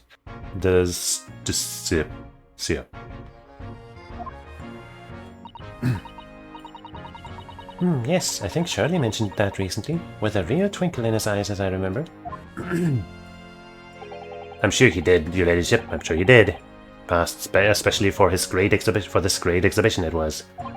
All scientists have to do is present their ideas or inventions to some suits in the civil service, And if it gets rubber stamped, that's a guarantee of rights to maintain the invention's confidentiality. What does that really mean? That we don't get to investigate. Think about it. Think of all the world-changing new inventions on display every day at this exhibition. Although a good half of them are a load of cobblers, if you ask me, put forward by shammers like yourself. Hey, what do you mean about that? What is that supposed to mean, huh? Shammers? Me? Thanks for that. Oh, I love how absurd some of the inventions here are. It's all so fun. It might be fun to you, but a member of the force has to be present at every single demonstration. Can you imagine, eh? Hang science. That's what I say. No, I don't think so. That sounds like my dream job. You'd soon think otherwise after spending a day guarding all these shammers' bogus contraptions. But if they're all bogus, how can anyone hope to demonstrate them? That'd be no point. Yeah, well, there's a point, sadly. Sorry? Thanks to another of the government's bright ideas. If any theory or invention is deemed to show potential, the government hands out a research grant. The scientists get funding? Exactly, and that's what they're all after. All these shammers coming from far and wide to clog up Hyde Park. And who has to keep them all safe, eh? Who has to smile politely and welcome them? Ask Coppers, that's who. So you can see why I said it now, can't ya? Hang science. Hang it. Oh, maybe I can see a point. Maybe. Using high voltage electricity to somehow disassemble a man's body, and then beam him across to the Crystal Tower. It's an extraordinary thing to attempt, especially in public. True, it was by far the most unusual of the experiments planned for the exhibition, no mind. To be honest, I'm a bit surprised it was allowed. Carrying out something so dangerous with so many spectators present, I mean. The government's doing everything it can to promote new science and technology at the moment. They're more worried about being ahead of the game than the odd spot of public safety infringements. Well, if they can be the first to develop some new technology, it makes Britain more powerful in the future, you see. Yes, I suppose that's true, in a way. So the powers that be are placing a heavy emphasis on scientists' rights at the moment. What sorts of rights? They're making it so that any theories the brains have remained their legal property, as it were. Right through developing it into a practical idea and even going into production. Which is the infuriating reason us coppers aren't allowed to touch this crime scene. Because the new highfalutin Special Dispensation for Scientific Equipment Act forbids it. Ah, I see now. The only people with permission to investigate here are from some brand new department at the yard. The Forensic Investigation Team, it's called. We've been relegated to keeping guard. The Forensic Investigation Team. The FIT. Any old fool can see that this heap of scrap metal was a sham to begin with. But just because it says scientific equipment on the paperwork, we can't do a flaming thing with it. William and Turner, by the way, on the box. Just realized that I hadn't really looked at it yet. I have tried to investigate it, but, there wasn't anything to investigate. But we can just look at it anyway. William and Turner, WNT. Did that come up ever before? I feel like it might have in the first game. Poor Grexy, he's very head up, isn't he? How about that professor, though? Apparently, Professor Hairbrain lives and works in Germany, now conducting his research. That's right, came back to Britain especially for the Great Exhibition, as I understand it. Probably after one of the government's research grants. Actually, we learned something else about the professor earlier today. About his time in further education. It turns out he was at university with someone we both know. Lord Van Zieks. Huh? What's that? That's news to me. But if Van Zieks means the main man's the prosecution, then as the accused, the professor's fate is sealed. Because the Reaper will get him one way or another. Blimey, that man's beyond me. I don't know what goes on in that head of his. Talking of Van Zieks, this morning's paper ran the story of him being attacked. Read that. Oh yes, but Mr. Reaper is completely fine. Nothing to worry about. Yes, right. Glad to hear it. Still, the Reaper, huh? How long's that business gonna keep up, I wonder? You know, I had a thought that maybe he's involved, but he sounds like he really doesn't know. The victim of this case is the investor, Mr. Asman. He was another of the Reaper's victims, so I heard. Lord Barak van Zieks is a top-class prosecutor. But even he can't always push the right verdict through. Sometimes justice can't win. Yes, I've heard about jurors being bribed and evidence being falsified. And that's how the notion of the Reaper of the Bailey came about, isn't it? Obviously, Scotland Yard suspected Van Zieks initially. We all assumed he was taking matters into his own hands if he failed to seal the deal in court. Although the man himself denies that charge. Well, we've done a very thorough investigation, and the conclusion we reached is that Lord Van Zieks is in no way related to the deaths of those people outside of the courtroom. There's no question in my mind. I'd stake my reputation on it, I would. But if that's true, then how do you explain it? All those defendants couldn't just have coincidentally died if nobody killed them. I know that, but I can't explain it. It's a mystery after all, isn't it? That's the whole point of the Reaper. Yeah. Professor Harebrain mentioned something else. He said that at university, Lord Van Zieks was a totally different person, easygoing and kind. He what? He said that it was after they both graduated that something happened to change the man. Do you have any idea what that was? No clue. Is this where some psyche locks would show up if this was a different game? Really? Look, I've got my hands full watching over this frustrating crime scene. Why don't you go and make a nuisance of yourself elsewhere, eh? Suspicious. He might know more than he's letting on about that. Right. Are you done here, Mr. Naruhodo? Sorry? Isn't it about time you were leaving, or rather... It is about time you were leaving. I didn't get to present him anything, no. That lot, are here now. That lot? What are they called? The special investigation team with the science. Forensic, that's the word. Forensic investigation team. The forensic investigation team. They'll be giving me the heave-ho in a minute, too. Oh dear, poor Grexy. Here, have another cup of my special blend to cheer you up. Look, look, look, look.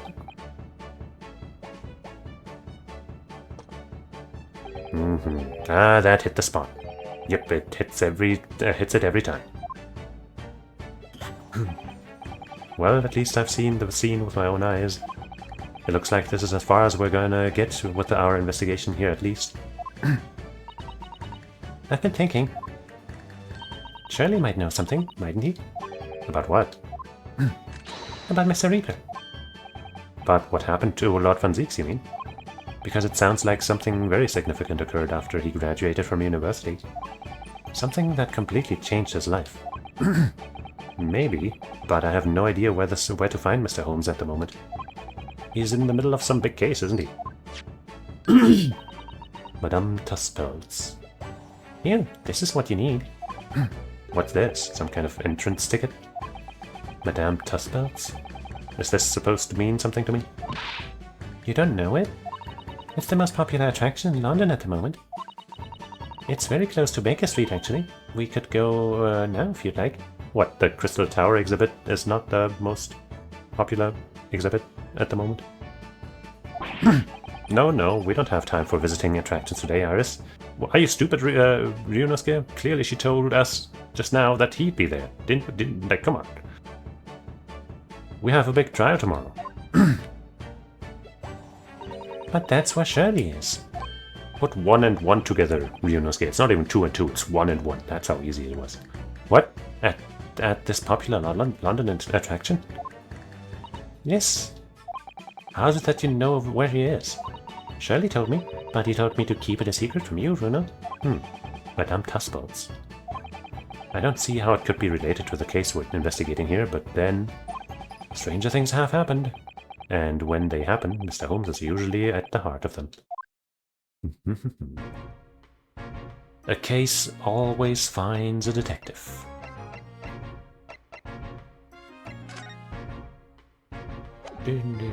Oh, cancer present. Yippee. I doubt he has anything to say about most of this, but as a detective, what do you think make of this? Personally speaking, 9 times out of 10 I find clues turn out to be the red herrings. So there's every chance that's totally irrelevant. That's actually a fairly persuasive argument. Look, we got this. He doesn't care.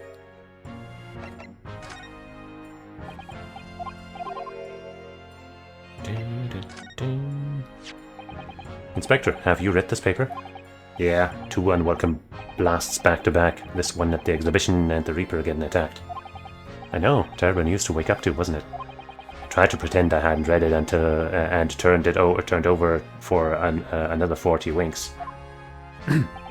Thanks to that, I was laid up and got a roasting from the super. Some mornings are like that, aren't they? Great. This is the symbol of a defense lawyer where I come from, Inspector. These chips are a symbol of law in this where I'm from, actually. Well, it doesn't pass muster here in London. You might as well chuck it in the deep fat fryer. No one's ever said that to me before. Mr. Holmes suggested I feed it to a dog, though. If you fry it first, you can feed it to me. Okay. Does he think it's made of potato? I mean, maybe he eats anything if it's fried.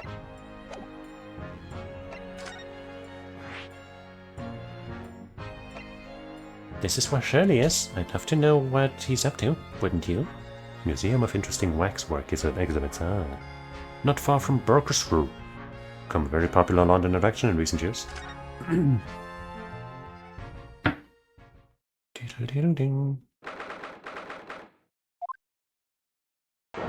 Wow.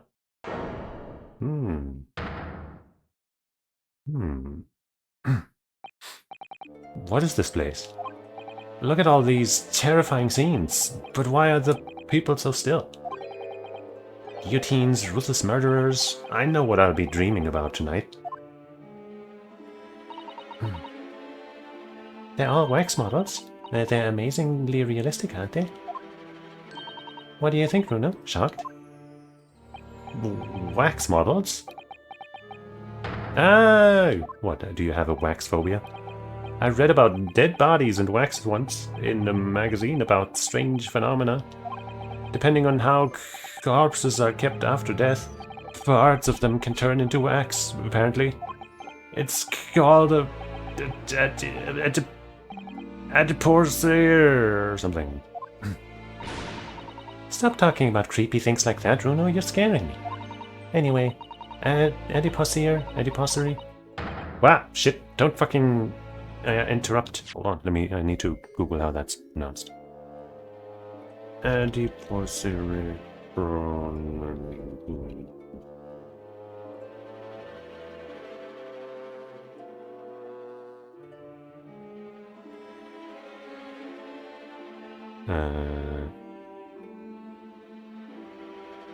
Adiposaur. Adiposaur. Okay. Okay. What did she say though? Adiposaur doesn't form readily, you know. It's only in very what now? I've just remembered something else I read in another magazine about strange phenomena. There was an old lady, maybe a witch, who used to pour molten wax over corpses and put them on display. None of the exhibits in here are real. Oh, Ryunosuke. They are clearly entirely man-made replicas. I do like the look of that stabbing lady, though. They can't be. Do you really expect me to believe that? Just look at them. She looked cool. Oh. I think that guy, that police guy though, might be real. There's no way anybody could make models of people that are this realistic. No, that guy there on the right, that's very clearly a wax figure. Nobody could look like that in real life, come on. And they're all such gruesome scenes. Especially that guy on the right, he looks disgusting. Wait. What is it? Oh, no. I must be seeing things. Oops, and there's something else. Oops. I'm hoping that's just a wax figure. But also, I think this guy might be real, and also, I think that's Jack the Ripper. I have no idea what this is supposed to be, though. And then here... What's that one... Lady killer? Not lady killer, but the female killer lady, I mean. I don't know, let's start with a suspicious arm. Is that an arm? It looks like an arm, doesn't it? Maybe one of the waxwork models has fallen over? You don't think it could be the work of one of the mass murderers in here, do you? Bruno, stop scaring me. Is it a wax arm or a real one? Come on, you're always pointing that finger of yours in court. Poke that arm now and see how it feels. Objection! What, we're just gonna leave that undiscovered? That big heavy curtain is a very prominent position, isn't it? I've had a nasty feeling there's going to be something truly terrifying behind it. Oh yes, that's the famous Tuspel special exhibit. It depicts one of England's most notorious killers. Do you want to pay the extra fee and have a look? Pay more money to be even more terrified? Oh, let me think about that for a moment. It was only a suggestion. But don't we want to know what this is? Sheesh. I guess we're not looking at the nameplate. Hey, dude. These models are so well made. I can't tell what's a waxwork and what's a real human. Or maybe all the exhibits are real people. And when it's closing time and all the visitors have gone home, they suddenly start moving again about. Just thinking about it makes me wish it was closing time already and I was on my way home. Not going to discover the real body here. Real person. But I guess let's look at this scene first. Is this some infamous murderer? Yes, called Jane the Ripper. Oh, I guess that's not that over there is not Jack the Ripper then. All her victims were young women. I knew it.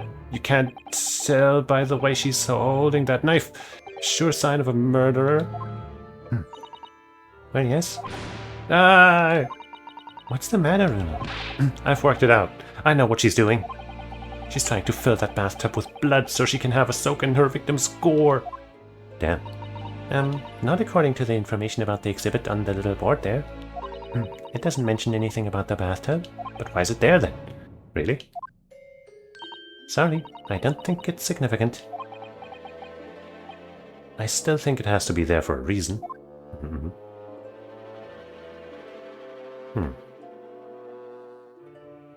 Can we just, I don't know, take this home?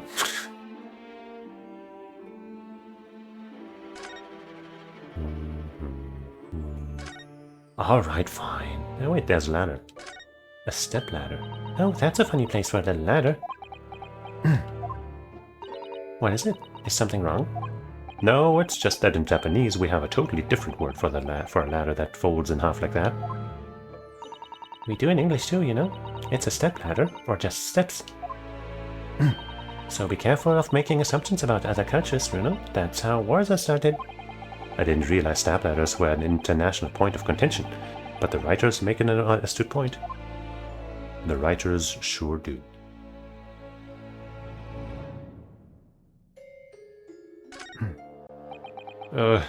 Is this an example of Western tsujigiri? I don't know what that is. You know, when an unscrupulous samurai randomly attacks a passerby to test his sword. I still don't know, no. But actually, a waxwork samurai would probably be hugely popular. Could you model it, do you think, Bruno? Doing that Tsujigiri thing you mentioned? Well, I do have a sword, but I have no intention of testing how sharp it is on a human subject, for now at least. Dun dun dun. For now, at least. Ryunosuke the murderer. It's the great detective Mr. Sherlock Holmes. Mr. Holmes has his own wax statue in here? Really? Definitely. Well, he is a world famous after all. It's an uncanny resemblance, isn't it? It makes my skin crawl to look at it. I know. But look, Bruno, you can kick it this surely and he doesn't move a muscle. Oh yeah, great suggestion. You can't go around kicking the exhibit, Cyrus. Wait. It just moved, I'm sure. And not just a little bit either. No, that must have been your imagination. Really? Did it? And look closely. There are beads of sweat on the face of this waxwork model.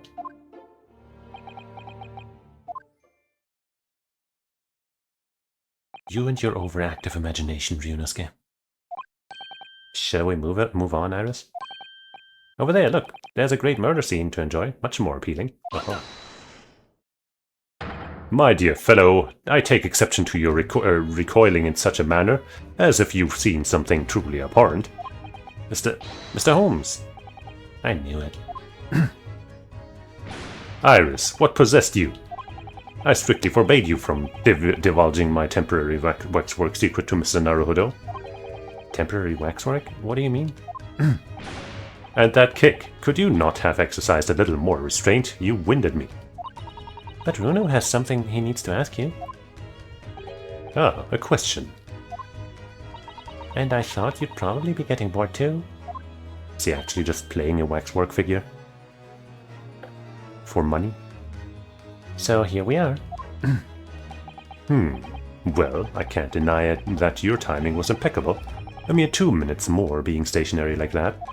And my great brain, upon which all my success has been built, would have turned to wax. Thank goodness we arrived in time. Indeed, in many ways, the pair of you just saved the world from an unimaginable loss. Absolutely. Oh, Shirley, you do like to talk nonsense, don't you? Wow. Harsh. He could know something, it's true. About Lord Van Zieks, and what happened in the past to change him. Now that you're here, let's take our time. How can I be of assistance? For you're in luck. I'm suddenly quite taken with the idea of conversing. Oh, well, actually, I'm in quite a hurry. And if my eyes don't deceive me, I believe something is afoot within the walls of this very museum. A most fascinating case, if I'm not mistaken. Really? Yeah, the arm and the sleeping police guy.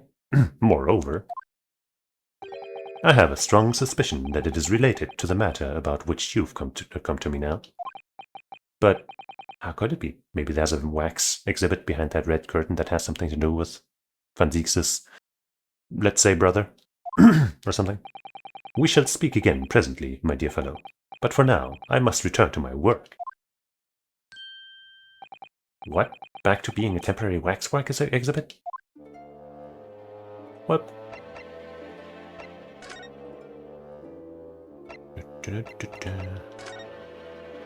Miss Holmes, about this. As you will see, I'm rather busy at the moment. If it is advice you seek, come to my office tomorrow and I shall be happy to help you. Shall we say, 3 per item as a consultation fee? That's 2 hours of gas, that is?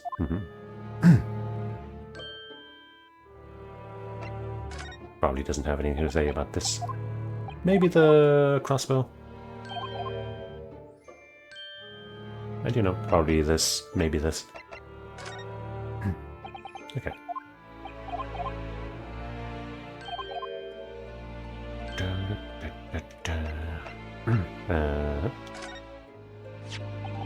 Mr. Holmes, would you have a look at this newspaper? You've been into my room and helped yourself, have you? Let's not turn this into a scandal, shall we? Well, considering I've already read it, one thing immediately strikes me. This paper is old news. What would possess you to show me this? What's done is done. You must distinguish, my dear fellow. Distinguish the old from the new. There are some conversations you wish you'd never started.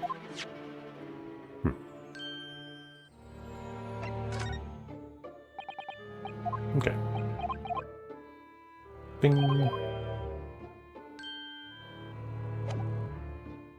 I think I haven't saved in a while. So let's get that done before things go wrong. Not that I think I've seen this game crash yet, but you know.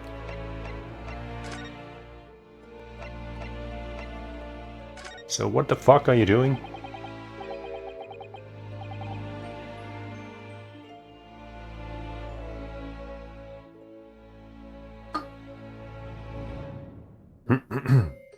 What do you mean by a temporary waxwork, Mr. Holmes? Exactly what you see. I'm part of the exhibits here, catching these criminals in the act. Catching them? Every half an hour I come in on a different killer in one of the displays and adopt a new pose to ensnare them. When members of the public come for a closer look, I offer them my hand to shake. What fun! For a shilling, I'll happily allow them to take a photograph with us. Us? Does he mean him and the waxwork murderers in here? But why, Mr. Holmes? My dear fellow, isn't it obvious? For the money! I mean, yeah, that's fair. He really roared at me there. Very fitting for the House of Horrors. As it stands, I may struggle to pay this month's rent, and I have the ravenous iris to consider. Ravenous. Oh, Shirley, I'm so hungry. If push comes to shove, I shall have to ask you to do your bit, Mr. Naruto. What's he threatening to rope me into now? So, with that in mind, how about a photograph? As a special treat, you may have your pick of the murderers and scoundrels in here. This choice is yours. Maybe some other time. Remember, Mr. Naruto, ignore me at your peril. Back to being a waxwork again. Is it just me, or did his final remark there sound a lot like a curse? What is this place? Madame Tuspels came to London from France 3 years ago, I understand. Since she opened this little waxwork museum last year, it's enjoyed great popularity in London. There are museums like this in Japan too, but these displays are something else. I mean, they aren't made from actual real people, are they? The extreme realism of these waxwork models is a particular secret of the Tuspels family, they say. They earned renown during the French Revolution for waxwork of victims of the guillotine. That sounds grim. The gruesome scenes were portrayed with such realism in the expressions of the faces of the condemned. Apparently, the sculptors would make the models directly from the corpses, right there at the scene of the executions. Fish. That really turned my stomach. That's just one of several legends about the Tuspels family.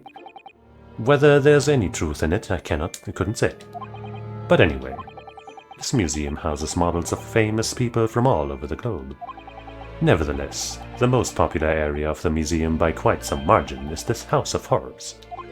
House of Horrors?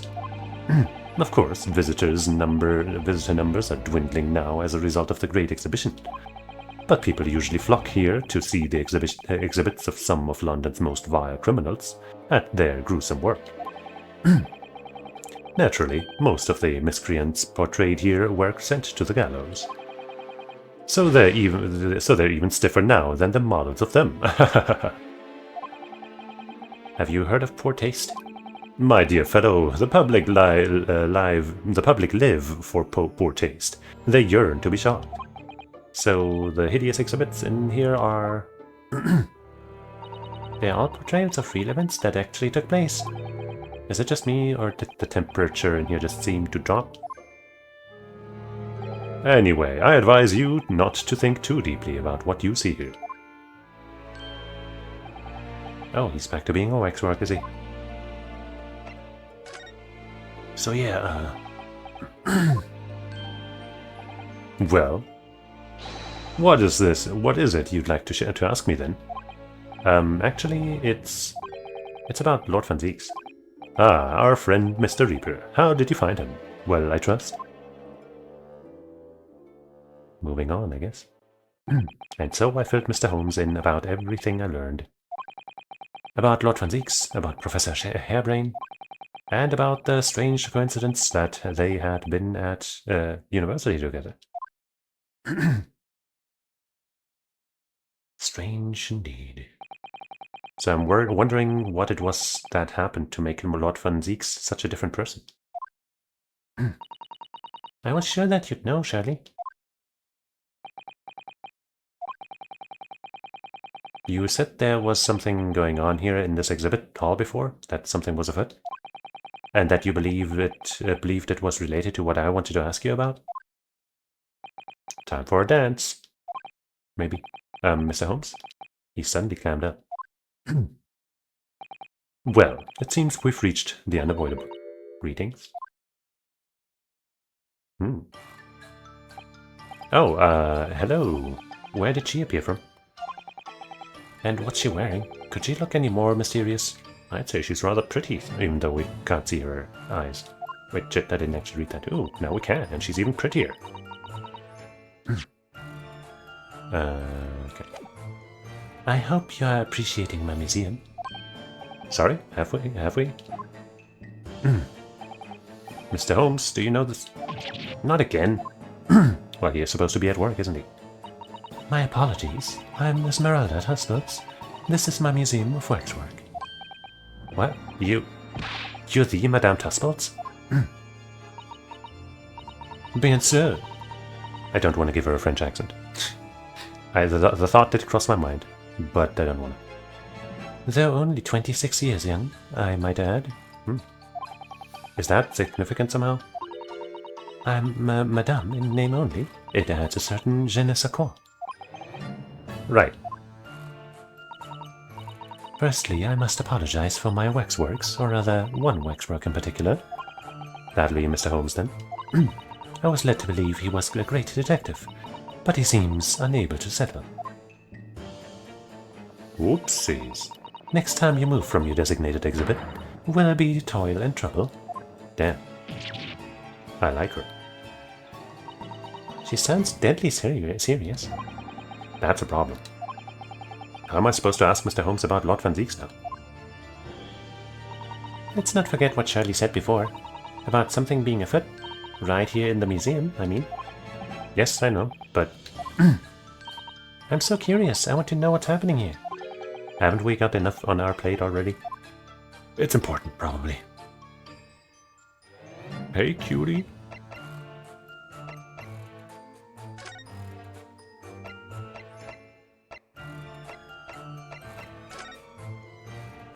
Did you make all these waxwork, Madame Tusbooks?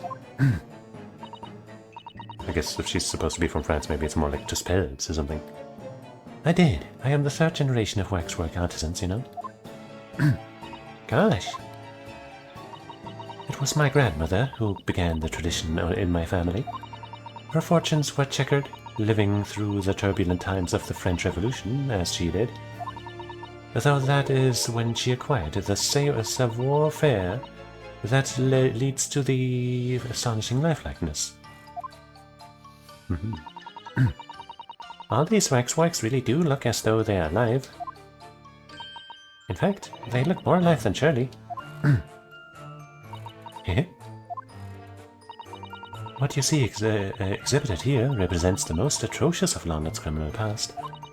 All the waxworks were created in the presence of the real people on which they are modeled. In the hours immediately following the executions, that is the secret to the extraordinary lifelikeness. That sounds terrifying. All walks of life have similar challenges, I'm sure. To carry out one's trade par excellence, one must go to extraordinary lengths. My exhibits are a reflection of society. I create only that which the public wishes to see. Why couldn't the public have wished for something less horrifying? Do not fear. Sorry? This room is the only one in the museum with such a macabre theme. I do hope you'll explore it. There are models of famous singers, actors, politicians. Something for every taste, I hope. It was Iris who dragged me straight in here, come to think of it. Sorry, perhaps I should have eased you into things. So about that detective wax work. What's the situation with that? Ah, my temporary waxwork model. He approached me some days ago, you see, with a business proposal. Oh, what sort of proposal? My dear madame, what these sparse exhibits need is the addition of a world-famous great detective. And how right he was, eh? Our words to that effect. Or words to that effect. Naturally, I am well aware that Mr. Holmes is widely known in London as a talented detective. It's great detective, actually. He's very specific about it. Yes, the creme de la creme, so I was keen to come to some arrangement with him, of course. But sadly, we were unable to agree terms. Let me guess, someone wanted to charge an exorbitant price for his services?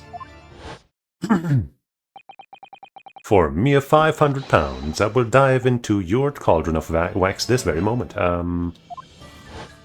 That might not have been a good deal for you.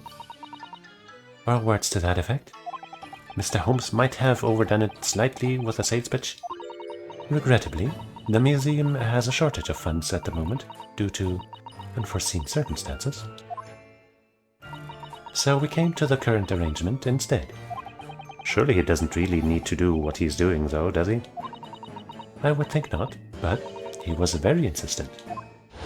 I have a 50-shilling problem that must be resolved by the morning. Words to that effect. It's the pawnbroker, that's what it is. He must have something to redeem.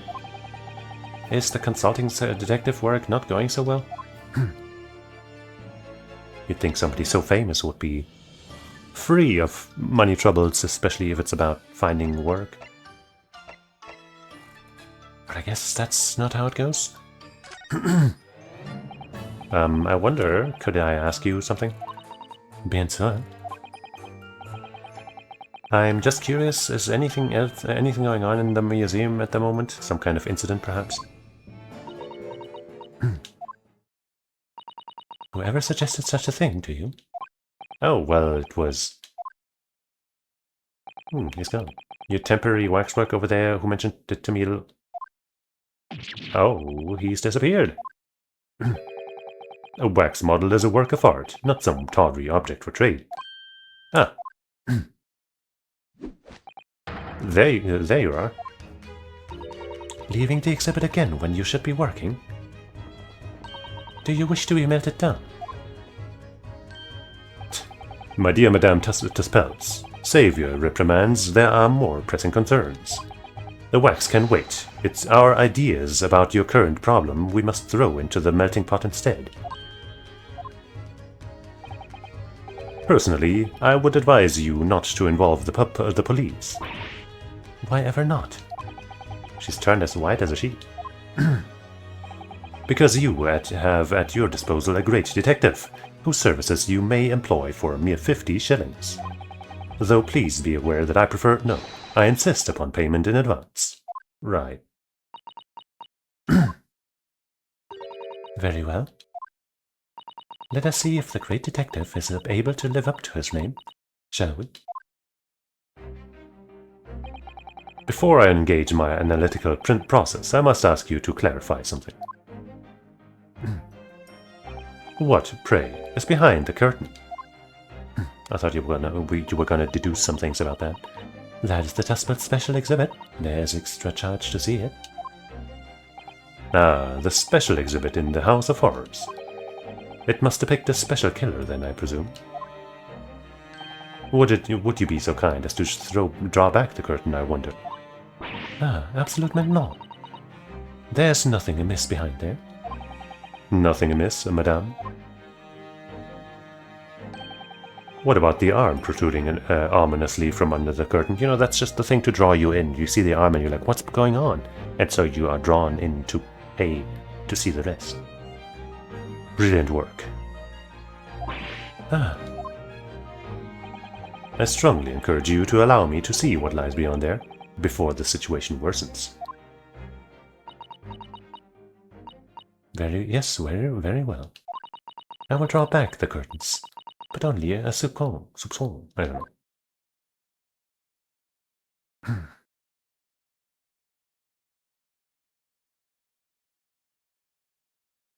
Number 139. And something 58. And an owl in the background. I must confess, I peeked behind the curtain earlier. The Tuspel's special exhibit is a very bleak graveyard scene indeed. And yet somewhat surprisingly, the waxwork killer one would expect is nowhere to be seen. What does strike one, however? I feel like we've seen that guy before, maybe? Is the portly gentleman lying peacefully on his back and on the floor.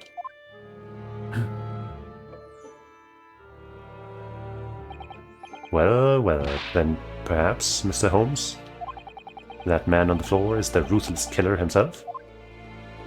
I'm afraid not, my dear fellow. He's a perfectly ordinary London gentleman, not even a waxwork, in fact. What? As skillfully made as these waxworks are, they are always distinguishable from real humans. So, allow me to present my two conclusions. The first is that a sizable business transaction has been taking place in this special exhibit. Why? Why would you say that? And the second is that the aforementioned transaction is linked to a serious crime. Ah, she looks as pale as candle wax. I don't understand. So, Madame Tuspelz, as you've agreed to my fee, you shall now have the pleasure of seeing this famously great detective and temporary exhibit at work.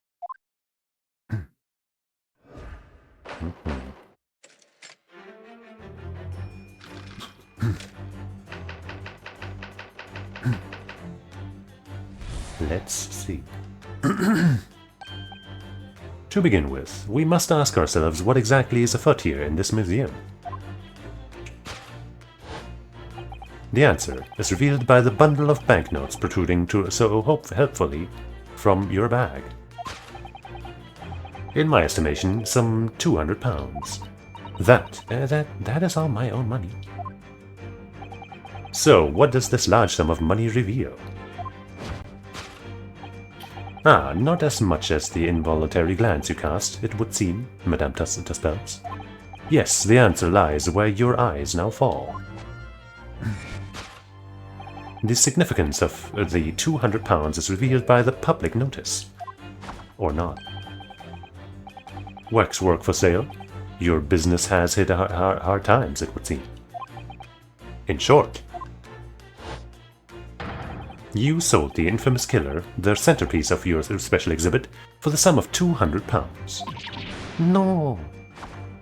Now, let us explore the next curiosity with which we are presented.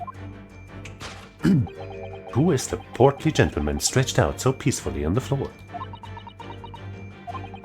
It would appear the man has suffered a severe shock. What if he's just drunk and asleep? The cause of which is clearly shown to you. Ah. Unfortunately, madame, keeping secrets does not appear to be your forte. What dealt the man such a shocking blow was of course, the £200. It would appear that you twisted this gentleman around your little finger most effectively. What are you suggesting? He rashly agreed to purchase the waxwork for the sum of £200. Only when he came to hand the money over did it occur to him what an extortionate amount he was paying. but the money was no longer in his hands. And the result, the scene we see before us. He collapsed in shock. Right. That sounds totally reasonable. Yes, the killer in this special exhibit fetched a killer price. We can only pray that the gentleman's dreams are not plagued with regret. I see no problems with any of these deductions.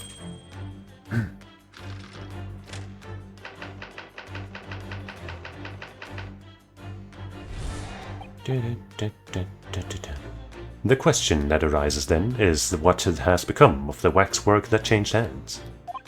Let us consider that problem for a moment. You cannot possibly. What immediately strikes me about this conundrum is the young man standing over there. He does appear rather out of place. Search is available. Please inquire.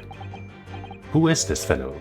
To find the answer, we need only observe his neckerchief, such as it is worn by policemen as a secret sign to fellow members of the force that a crime is being perpetrated. Yes, this young man is an undercover policeman, currently investigating this museum. I know him well, in fact. It's Sergeant John Clay. What are you talking about? The man's quite a celebrity. He received triple accolades at last year's policing awards. Huh. But... Next, we turn our attention to the old man sat before him with a particularly unsightly visage. I've been watching closely and he hasn't moved a muscle. Almost, in fact, as if he were a waxwork. I guess... maybe he is, but I don't think so. But... Your reaction only confirms my suspicions, madame. I noticed it at once, of course. Observe. The telltale sign that instantly proves whether or not this old man is a waxwork is the obvious price tag. Isn't that attached to his scarf? Threepence, a tragically low price, you might say. Though perhaps the going rate for aging waxworks riddled with cracks. And yet you sold it to the portly gentleman for an exorbitant £200. The sort of plucky behavior that's sure to attract the attention of Scotland Yard. Isn't that so, madame? I do not. Yes, the waxwork you sold has already been seized by the police and remains in their custody as we speak. The old man must be reunited with his grave in the special exhibit, and not a moment too soon. Right. Yeah. Absolutely.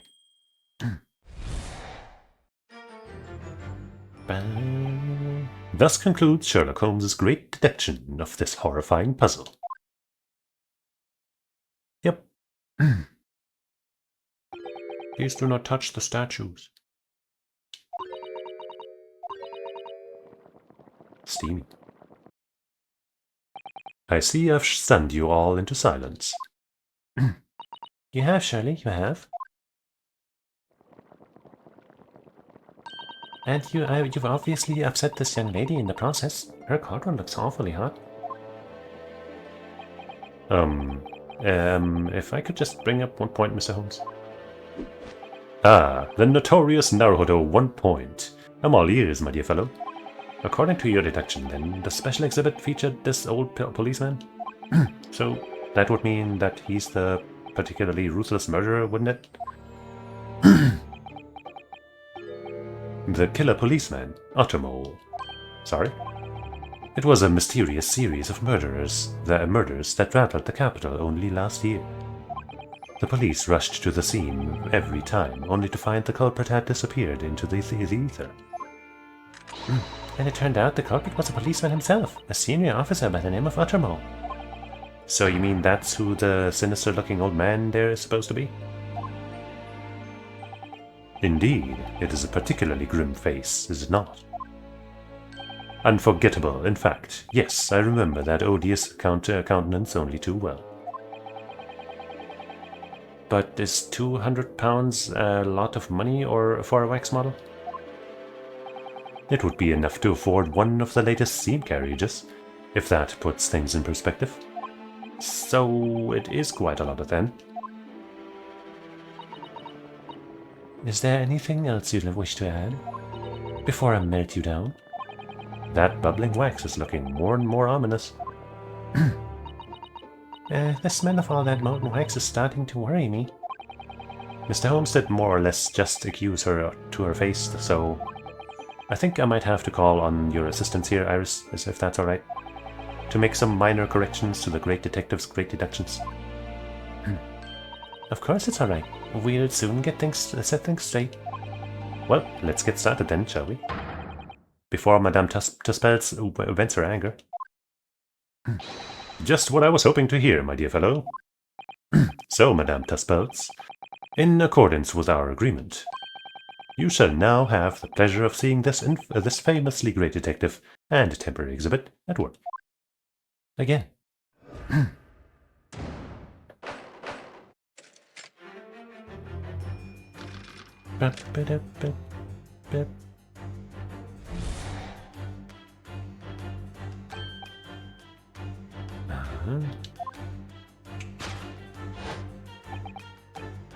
Those banknotes.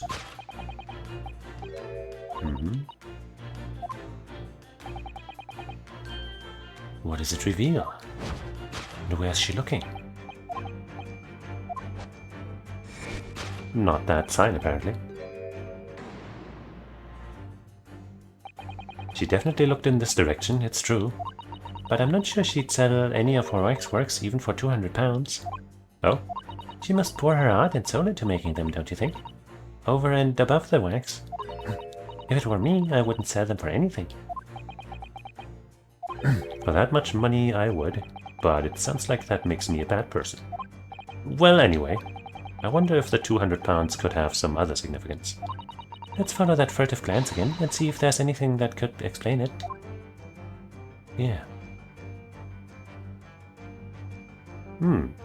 Note on the wall that shows £200 on it. Can't have anything to do with it, clearly. Alright, fine.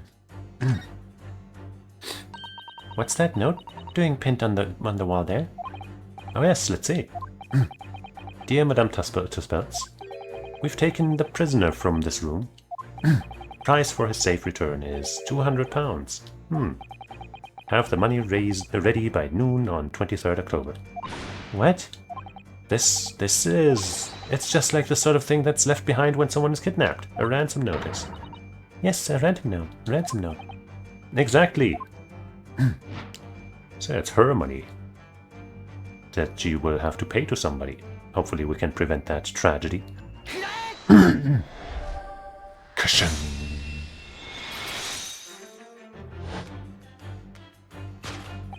The significance of the £200 is revealed by that ransom note. Quite so, and we must congratulate these criminals on their inventiveness abducting a waxwork. Ah. £200 is no small ransom fee, yet you clearly intend to pay it. The model in question has special importance, so I put together all the money I have. In summary then, the £200 you have in your handbag is ransom money. Now, let us explore the next curiosity with which we are presented. Who is the portly gentleman stretched out so peacefully on the floor? It would appear the man has suffered a severe shock.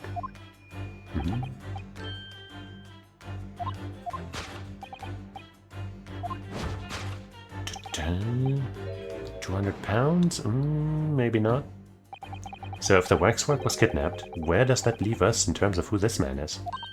We could just ask him when he comes around. I think the point of this exercise is to understand the beauty of the deduction process, Iris. Yes, you're right. Charlie's trying so hard, we mustn't let him down. Well, there's little doubt that he suffered a shock. That much seems clear. But in that case, what's Madame Tuspels trying to hide? Let's have a closer look around.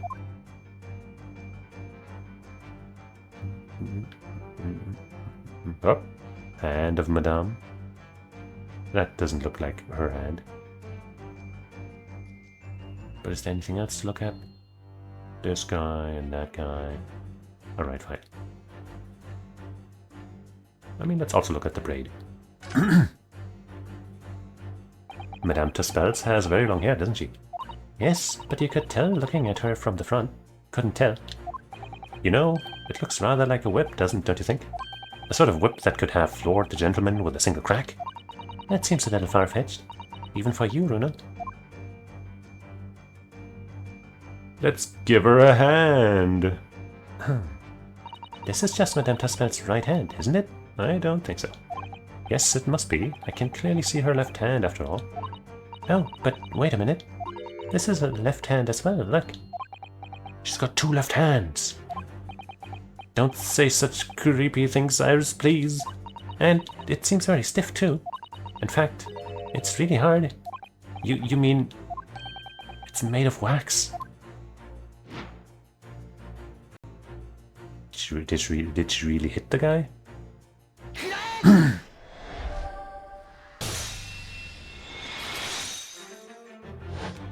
But smug. What dealt the man such a shocking blow was, of course, the waxwork hand. Indeed, with a solid waxwork limb, one could deliver a very substantial blow. What could you? The hand protruding from the bottom of your cape. It ought to be a right hand, but close inspection reveals that it is in fact a left hand. Ah. And somewhat masculine as well. In other words, it does not belong to you, madame. It is the hand of a waxwork model. Yeah.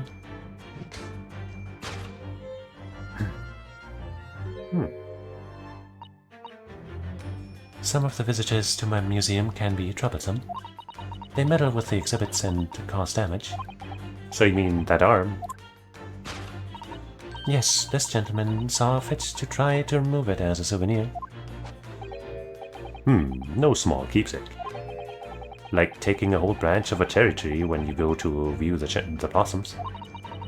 I'm afraid I had to teach the man a lesson. Huh. You confronted the man and tried to take the arm back. And the result, the scene we see before us. He was knocked unconscious. A point we may need to revisit later, but for the time being, we have our conclusion. Yes, the killer in this special exhibit has been kidnapped.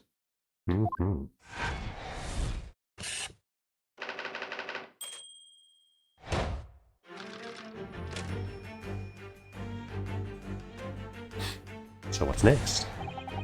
The question, what will become of the waxwork that changed hands? Let us consider that problem for a moment.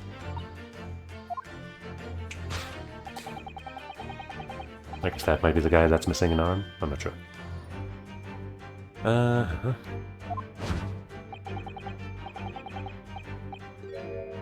The neckerchief? No. According to Mr. Holmes, the yellow neckerchief is a sign to other policemen that some crime is underway. A way of communicating with his colleagues without revealing his identity, yes. It's a secret that's closely guarded by Scotland Yard. And now we've spilled it to a random lady. That Mr. Holmes didn't hesitate to give away. Well, uncovering secrets is in any true detective's nature, of course. Right. Anyway, judging from from Madame Tuspel's reaction to Mr. Holmes' deduction, I think perhaps we might not have identified the man quite correctly.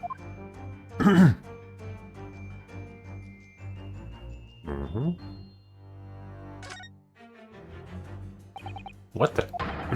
The man has a stub sticking out of his shoulder where his arms should be. Ah, well, that settles that then. Right, this isn't a real person at all. Were we really thinking it was? His entire arm's been ripped off from the shoulder down. His arm's been... Of course, that ties in with what we just found out. Can we also look at the... No, we can't really. The other guy.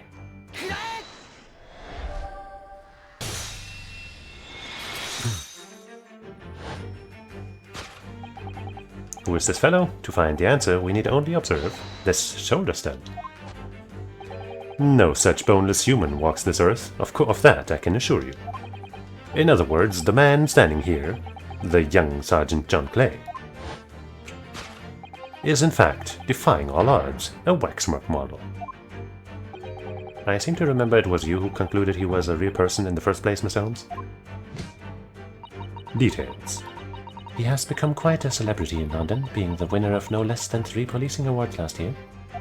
I simply had to make a model of the man. Naturally, what other explanation could there be? And it was this detective's arm that was pulled off by the man on the floor in the special exhibit, wasn't it? Next, we turn our attention to the old man set before him with the particularly unsightly visage.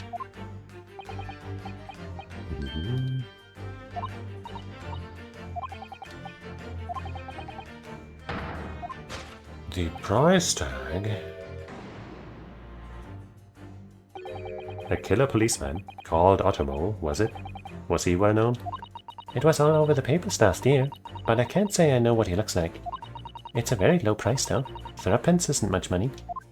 Only enough for a few measly hours of gas in Mr. Garrett's delightful lodgings, in fact. So this is the special killer taken from the special exhibit, is it? A waxwork that somebody stole from the museum and tried to ransom for £200. Is this crusty old killer policeman Otomo? Really? Perhaps we should have a look around again and see if another idea crops up. It couldn't possibly. Nope. What, I'm sure that's just an earthquake centered precisely in that spot on the ground. Couldn't possibly be anything else. I don't believe it. It's the secret sign that lets other detectives know some criminal activity is underway. Yes, it's a slightly strange choice of outfit, if he was trying to go unnoticed. Ah, he must be a detective disguised as a policeman. Or a detective disguised as a waxwork model of a policeman. He doesn't look like he's clever enough to think of something like that, though. Rude. Perhaps you should try to be a little more polite about him, Iris. Why, it's just a wax model that happens to have an earthquake underneath him.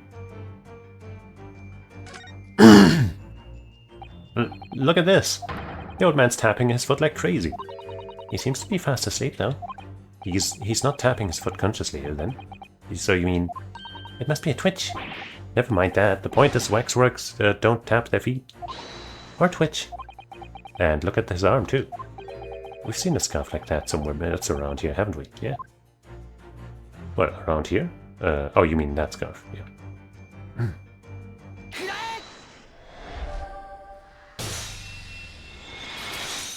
But the other scarf, we also saw a very similar one around a different Barbie in the first game. The telltale sign that instantly proves whether or not this old man is a waxwork is the obvious twitch. Even the most realistic waxworks do not exhibit a twitch. In other words, this splendid old man is in fact a genuine member of Scotland Yard. Slight shift in your choice of adjectives then. And there you have it. Well, Madame Tussbelts. Well, what? It was me who contacted the police and demanded that someone come in the first place. He is clearly fatigued. He is sound asleep. But then, what's this tag about?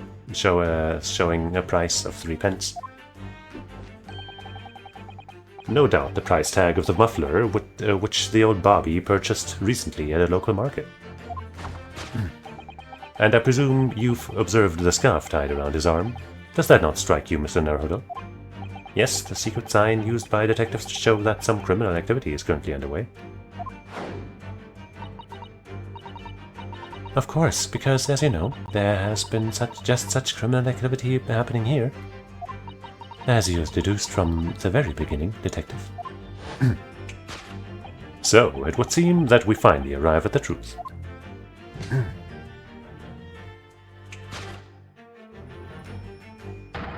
The waxwork of the especially ruthless killer from the special exhibit has been kidnapped.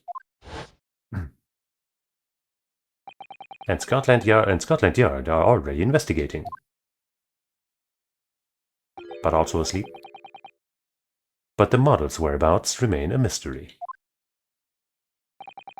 Thus concludes Sherlock Holmes's great deduction of this horrifying puzzle.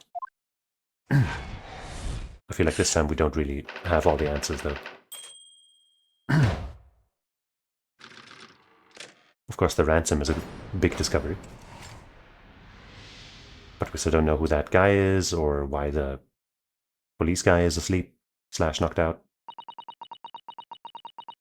All sorts of people visit my museum here, men and women, young and old. Sometimes they drop in just for a short time on their way back from the pub. I welcome them all. But if anyone tries to damage my exhibits, I do not take it lightly. Anyway.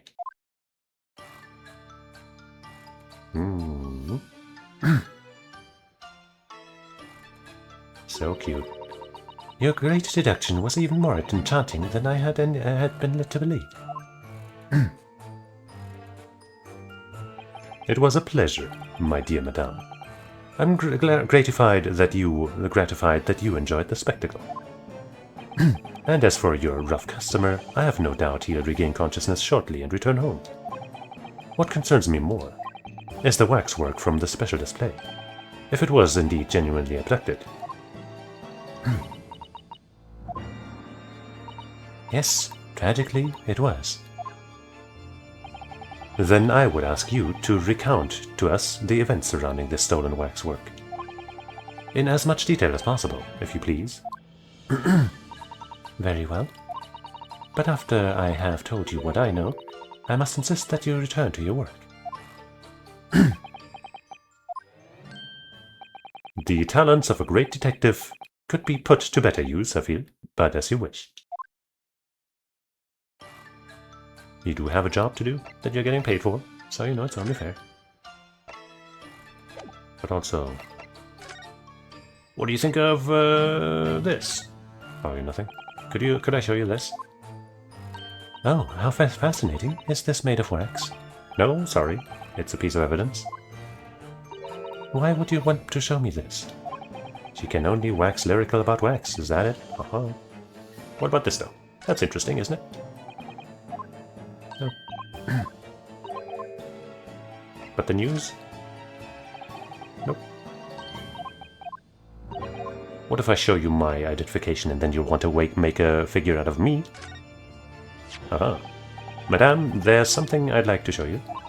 Yes, what is that? I remarked on it myself immediately, and I've been very curious since. Ah, well, it's actually the mark of a defense lawyer in the Empire of Japan. Oh, quel dommage. Not quite as interesting as I'd hoped. Oh, what exactly were you expecting from an armband? Magical powers. Probably nothing from this, but now that I've shown everything else. Okay. Might as well.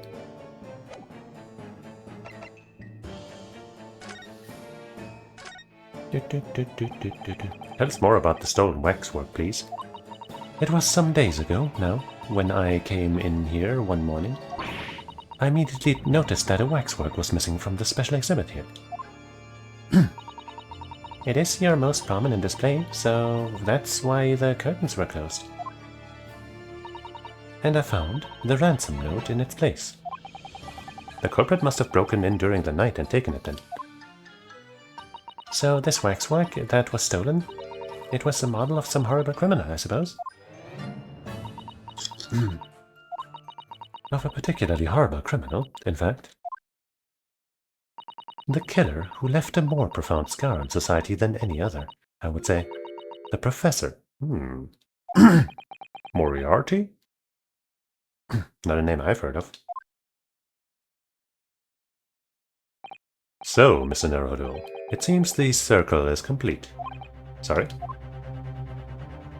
The professor case happened at around the time I was born, didn't it? Uh-huh. Indeed it did, Iris. 10 years ago, a series of murders that rocked the capital. 10 years ago? Yes, at exactly this time. That Barak van Zieks graduated from university, in fact. What? Surely he's not saying... So the big event that changed Mr. Reaper's life? As you've surmised, it was the professor case. What's this professor then? Also, I want to check if examining this guy now is going to be new and exciting. It's just a collapsed man. Nothing special. At least it turned out he's not one of the mass murderer's victims. True, but he is one of the Waxworks' victims in a way, isn't he?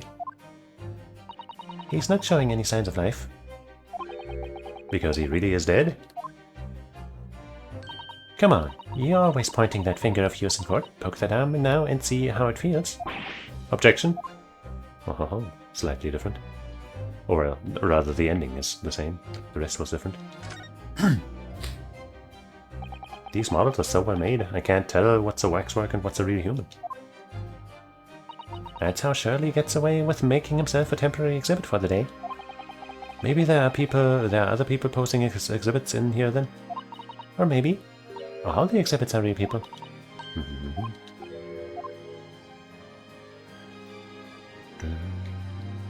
Alright, let's not check everything else again.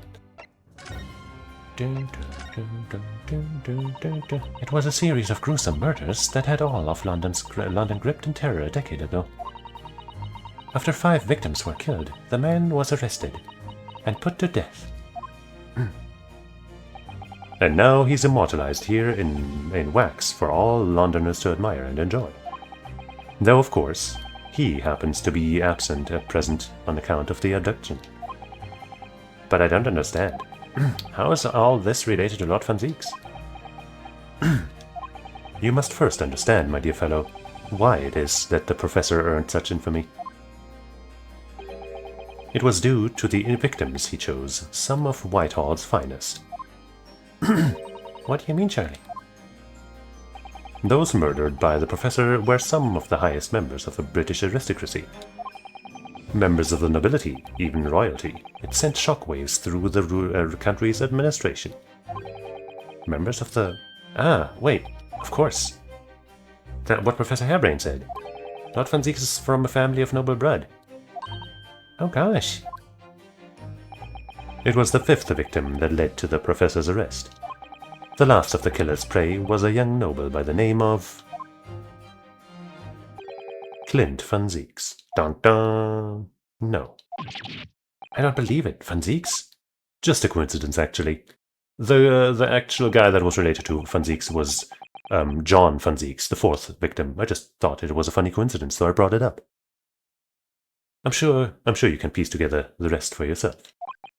In the wake of his older brother's murderer, so it is the brother, the young Barak pursued a career as a prosecutor, and eventually became the Reaper we know today. I had no idea Lord Van Zieks had such a tragic past. Well, I'm afraid that's all I can say on the matter, for the time being at least. After all, I have work to do. As a waxwork exhibit.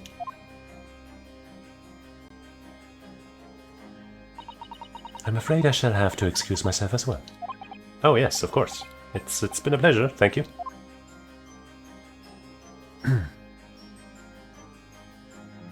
She probably won't be important for the rest of the case at all.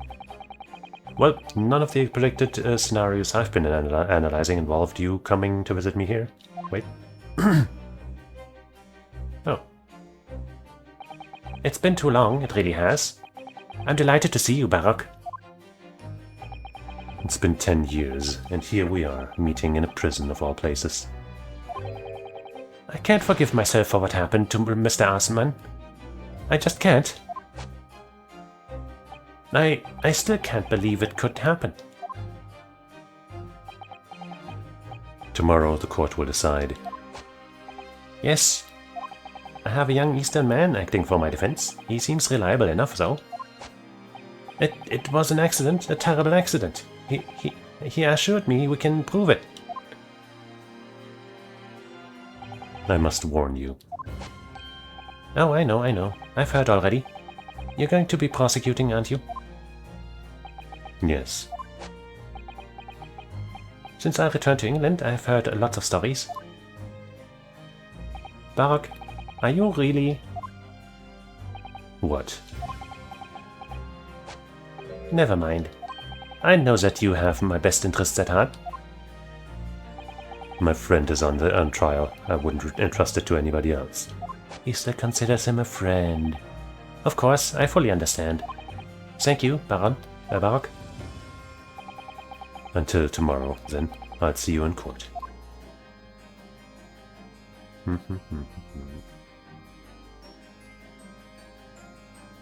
To be continued.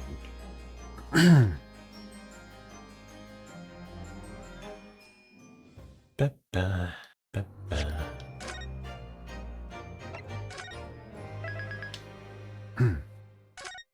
I guess let's delve right into,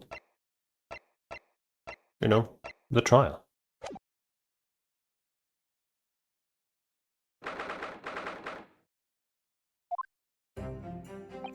I can't believe it's been 6 months since I was last allowed to work in court.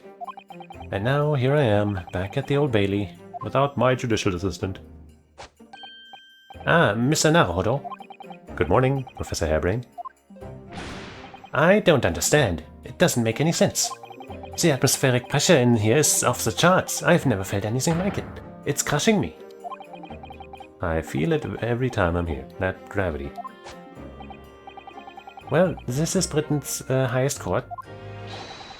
But are you telling me it's fitted with some kind of device that can actually control air pressure? I think it's probably all in the mind. Ah, yes, well. You won't let me down, will you, Mr. Naruhodo? I'm counting on you in today's trial to save my life. To save the secret of my super high voltage instantaneous kinesis machine from being made public. Yes, I understand. I know what I have to do. I have to establish that the explosion 2 days ago was nothing more than an unfortunate accident. And I have a feeling we'll find out that it wasn't an accident. But it wasn't Harebrained's fault. That it wasn't an accident is how I should have said it. Whatever. Well, I'm sure there's nothing to worry about, really. Justice will prevail. My commiserations, Mr. Naruhodo. You appear to have been lumbered with the most tiresome case here. Who's saying that? Oh. Mr. Holmes, I didn't expect to see you here. That was very mean, Bruno, leaving me alone at home with her, Shirley. It took me at least an hour to wake him. Are you... Sherlock Holmes? Indeed, sir, I am he. Sherlock Holmes. Oh, I've heard all about your exploits, even whilst living in Germany. Ah yes, Rand's magazine is on sale in Germany too. This month's installment was sublime. Your deduction in The Adventure of Silver Blaze was wonderful. Ah yes, a memorable case indeed. It concerned a snake, I seem to recall. Probably not. No, that was the Speckled Band. Well, thank you for coming. Well, thank you for coming. I do appreciate your support. I'm sorry to disappoint you, my dear fellow, but I'm afraid I can't stay. Oh? I have urgent business at Madame Tuspel's. You mean your waxwork job? No, the waxwork abduction, of course. Madame has engaged my services. You're married to her services? Ah, so you're trying to get to the bottom of that ransom note, are you? The week's wages depend on it, as does the safe return of the waxwork, naturally. I'm sure this won't have anything to do with our case. As such, I intend to give it my undivided attention. Oh, well, never mind then. I understand. Of course, with my skills of observation and reasoning, resolving the matter will be as easy as proverbial pie. I shall return forthwith. For until I solve the case, I shall have no money to afford a pie of any description. Oh, then you must absolutely give it your full attention, Shirley. Quite, Iris, quite. But life is riddled with irony, you know? Whenever I give something my full attention, I have a quite insatiable desire for a pie. One of the universe's intractable mysteries, you might say. Who wouldn't like a good bit of pie? Oh yes, quite. Definitely. Absolutely. I totally understand. Is someone a little starstruck? I wish you the very best of luck, Professor Harebrained. Why, thank you. Before I depart, Mr. Naruhodo, a word in your ear, if you please. I wonder if Harebrained and Susato would get along as fellow Holmes fans. What's this about? As you have remarkably little grounding in science, I feel that I thought to inform you. As compelling as his super high voltage instantaneous kinesis hypothesis may be, a practical implementation such as was attempted by the professor at the Great Exhibition is quite impossible. But the professor said the demonstration was a success. Yes, it would appear that he fervently believes it was. I've read Professor Bunnybrain's paper about it too, Runo, and I have to say, I'm sure it can't be done. It could barely be done theoretically, let alone practically. So he's completely barking up the wrong tree? But how could an experiment that had no possibility of succeeding in fact succeed? That's contradictory. And it's that contradiction that will be at the heart of the trial, I have no doubt. What's that supposed to mean? Now, I must hurry along. I wish you the best of luck, my dear fellow. See you later, Shirley. Are you gonna stick around to help, Iris? Well, it looks like you're on your own today, Runo. But chin up, you can do it. Oh, what about you, Iris? No, I'm afraid I can't help. I have something I need to do. I see. It's going to be a big surprise for you when you find out what it is. Is she welcoming Susato-san at the docks or something? That sounds ominous. Counsel for the defense and the defendant. Court is about to be in session. Make your way into the courtroom at once. We're on our way. An experiment that the laws of science say can't possibly succeed. And a scientist who's convinced that it did. That's the riddle you have to unlock here, Ryunosuke. That's the key to this case. An easy task.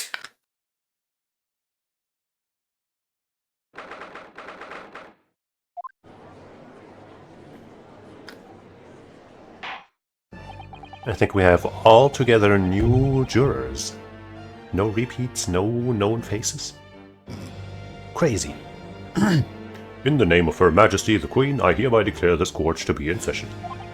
We are sitting today for the public trial of Professor Albert Harebrained.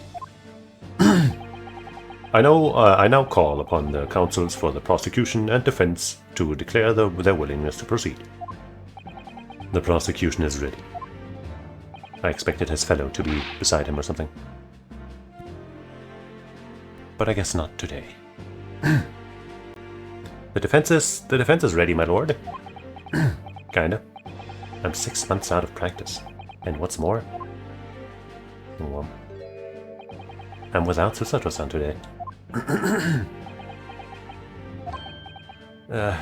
Is it just my imagination, or does the air in here feel even more oppressive than usual? I'm gonna remove the right earpiece from my headset because today is one of those rare days where it hurts. It's hurting my right ear. So, I must say I recollect hearing my voice so much more loudly is just kind of weird. Makes me self-conscious. I must say I recollect the victim of this case all too well, Mr. Odie Asman. Mr. Asman was well known as a financier, though that was merely a front for his diverse criminal activities. It was only a month ago that the man appeared in court prosecuted by you, Lord von Zieks. But the jury unanimously found him not guilty. Because every member of the jury had been bribed, by the sound of it. These powerful London criminals are prepared to go to extreme lengths to keep their freedom. I feel like bribing people isn't extreme lengths, you know, that's like the easiest step if you have a lot of money. But 2 days ago, on the 21st of October, Mr. Asman met his end. The work of the Reaper, was it? If that is how your lordship would describe the divine retribution. But the fact remains that Mr. Asman's death was a direct result of the actions of the accused, Professor Harebrained. Very well then. Now, ladies and gentlemen of the jury, You have been selected at random to represent the will of the people. Are the 6 of you ready to fulfill your societal duty? I am most gratified to have been selected to carry out this important civic duty, my lord. You have to have a man's fate in the palm of one's hand. Oh gosh, oh golly, it sends shivers down my spine. Science experiments, magic, conjuring tricks, courtroom trials, all are nothing more than performances. Any spurious scholar that defaults the reputation of science deserves to hang. We have to listen to what's said on both sides, the fence, and then settle on one. That's it, isn't it? Finally, a character I can sympathize with. Hey, you look familiar. It wasn't like this in my day. Wasn't like this at all. Colorful cast of characters. That's the police killer Ottermole look-alike. Again. And he's as exhausted as ever, it seems. Does he still have that twitch? Now, as I'm sure you are all aware, the incident we are here to judge. By the way, I totally bungled the voices that I just set up for them. I totally forget most of them. Tragically took place at the Great Exhibition shortly after its opening. Though the death toll could have been far worse, with the exception of the victim, no one was killed. Nevertheless, the dream of the science being exhibited rapidly turned into a nightmare for the spectators. A tragic turn of events, and as such, the eyes of all London, no, of the whole world, will be on this trial. It is our duty to reach a swift and just conclusion, I feel. So, your opening statement, please, Lord Van Zieks. At the heart of this incident is technology never before demonstrated anywhere in the world. One of science's latest developments, I take it. The government is keen to capitalize on the Great Exhibition to improve Britain's technological advantage. The technology being demonstrated by the accused was described as super high-voltage instantaneous kinesis. Good lord! It's designed to disassemble human subjects using extremely high-voltage electricity and beam them instantly to another location where they are subsequently reassembled. Is there such a thing even within the realm of possibility? I just had a thought, but I keep it to myself. I guess I can say it because I really don't remember if that was it. But, you know, it's very possible that the trick that, Albert, I'm pretty sure, wasn't aware of, but that the scoundrels were trying to set up to scam the people for this clearly impossible to get working device might have had something to do with wax figures, Like they had a fake made-off Odious Assman guy. The ass guy. Something like that. Seems likely, doesn't it? Is such a thing even possible within the realms of possibility? Well, I don't believe it. That's for sure. I don't think that was exactly voice. Disassembling people with electricity? My goodness, how shocking. Ha! The whole idea is absurd. The hypothesis would never stand up to scrutiny. Sir, I believe you are a fellow of the Royal Society, are you not? An expert in your field? I am, and my word on the matter can be considered final. Instantaneous kinesis is poppycock. So this expert and Mr. Holmes are in agreement. It's impossible. What is the prosecution's view on the matter? The prosecution would assert that the accused's instantaneous kinesis demonstration was a success. What?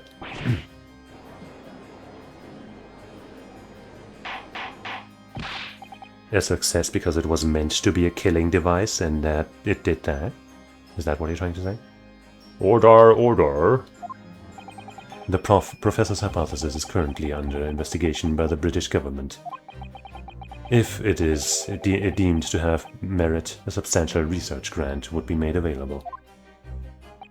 The accused made use of the invention built on his new hypothesis to take Mr. Asman's life, in order to be the sole benefactor of the grant. But...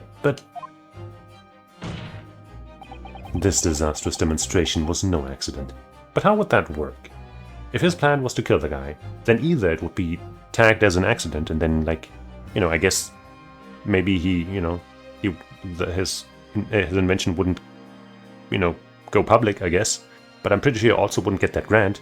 Or he's deigned a killer that gives away all of the parts of his invention, and he doesn't get the grant, I'm pretty sure. So that doesn't seem like a smart play, and I don't think that makes sense, Mr. Van Zieks. It was carefully designed from the outset to end the life of the victim. I really don't think that makes sense in the way that he's describing it. Thank you, Lord Van Zieks. The prosecution's stance is clear. But you will now bring forth witnesses to substantiate your claims. Gladly, my lord. Sure. Bailiff, show the first witnesses to the stand.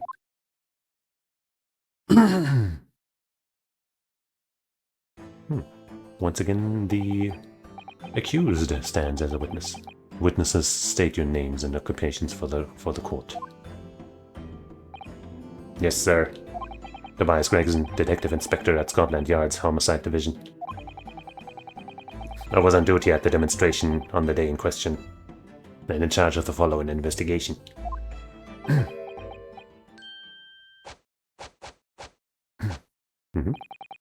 Albert Harebrain, the scientist. You were born in England, but have been carrying out research in Germany in recent years, correct? Yes, that's right. After graduating from the university here in Britain, I went to work in Germany and made an amazing discovery. Which is what brought me back. I had to demonstrate my incredible hypothesis at the Great Exhibition. What you demonstrated was incredible, alright, an incredible explosion. But the science was a success. The instantaneous kinesis worked. Everyone saw it. They must have done. Yes, there was the terrible accident, but the demonstration of my hypothesis was a success. Well, that much is undeniable, as shown in this photograph taken by the forensics investigation team.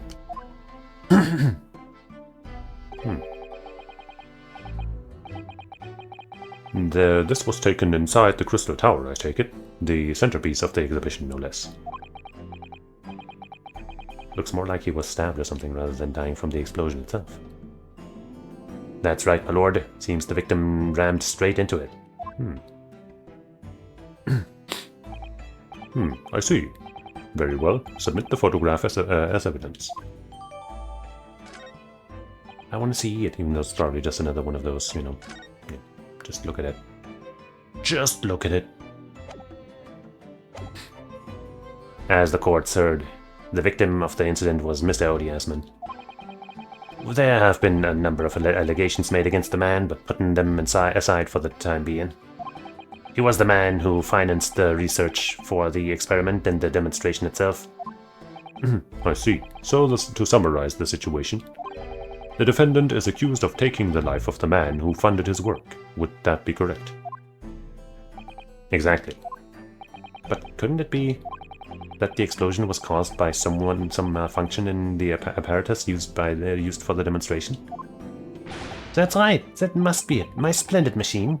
My poor splendid machine. You saw it yesterday, didn't you?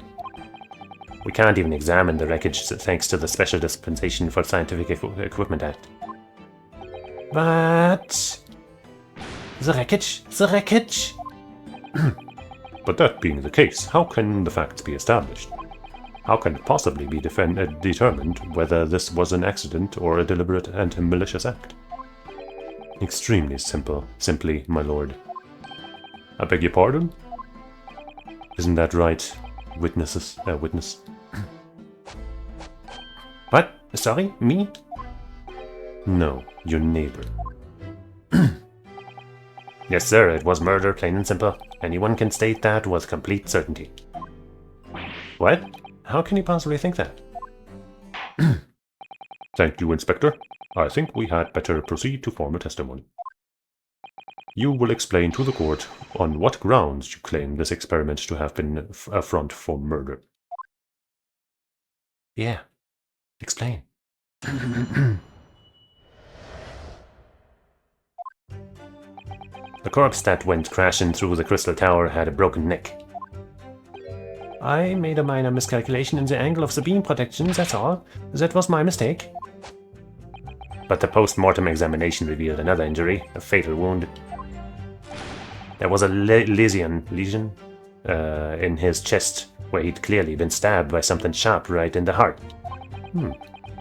So the victim was killed before he went anywhere, and this fella's the only one who could have done it.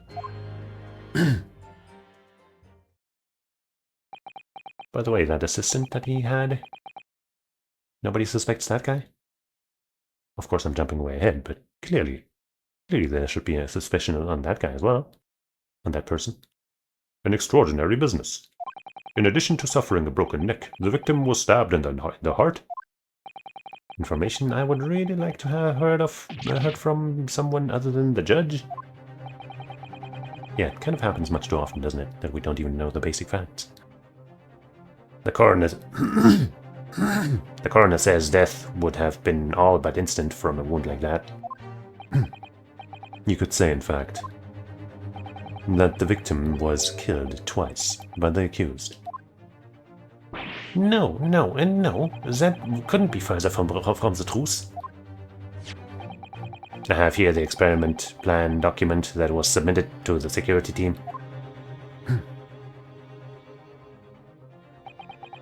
The victim stood himself inside something called the birdcage, ready to be beamed instantly.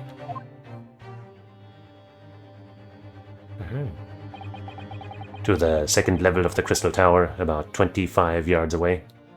The angle that we know is to be at is much different, but I guess that's after the fact. The explosion changed the angle, maybe.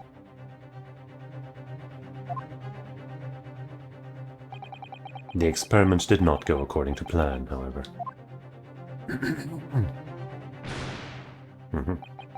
As the machine was put into operation, there was a large explosion. The blast caused the beam transmitter to point higher than intended. So you are trying to tell us that the thing worked as intended, in a way? Accordingly, the kinesis resulted in the birdcage materializing in midair, from where it subsequently fell, crashing through the glass of the crystal tower's large round window.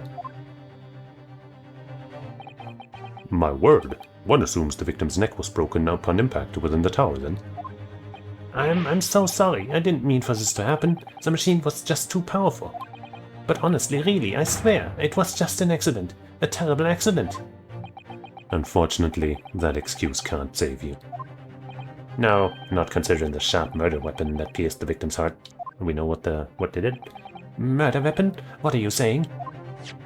This is the autopsy report submitted by the coroner. The prosecution would like it entered into the court record. I love the court record. Your request is granted, counsel. Yippee! I was there in person, you know. I saw the whole ludicrous performance.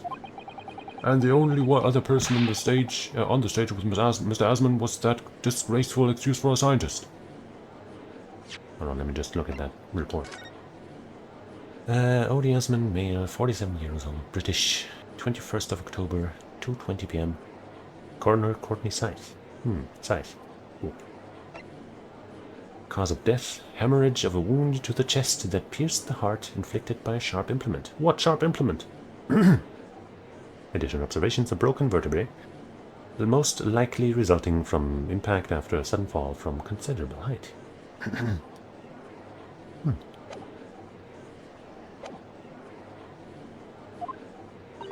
Then really, by all accounts, it must have been him. Hard to think otherwise, really. Very well. Counsel for the defense, proceed with the cross-examination, please.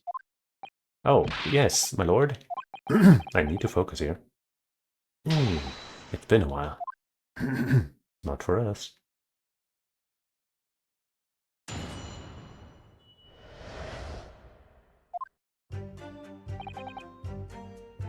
Uh-huh. Are you suggesting that because he fell from a considerable height? Exactly, which highlights something else about this whole rum business. What's that? The fact that the instantaneous kinesis itself was a success. Ah! After the explosion, the cage with the fella inside suddenly appeared out of nowhere in midair. So although the experiment ended in disaster, the so-called instantaneous kinesis did actually occur. Remind us, Professor, what was the cause of the fatal disaster? It was a mistake. No, just 1 decimal off and boom, all of a sudden everything's wrong. So the angle of protection is critical, is it? And you calculated it yourself, personally?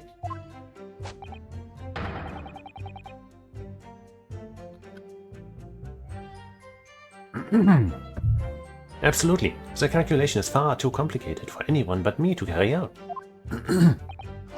Only you got it wrong, didn't you? Yes, that's right. That's the point. The calculation is so complicated even I can make a mistake. Do people fall for that brazen confidence? I should try it. I took into account the subject's height and weight, the wind direction, the ambient temperature. I considered every possible variable, so I just don't understand how this could have happened. Obviously then, you had to include the weight of the clothes Mr. Asman was wearing at the time, I suppose? Ah. Crackling comets. The answer should have been 3. So much for safety first. The 3 must be for safety third? Oh. A fatal wound. Another fatal injury, you say? That doesn't make any sense. I didn't think I'd have to spell it out, but here we go.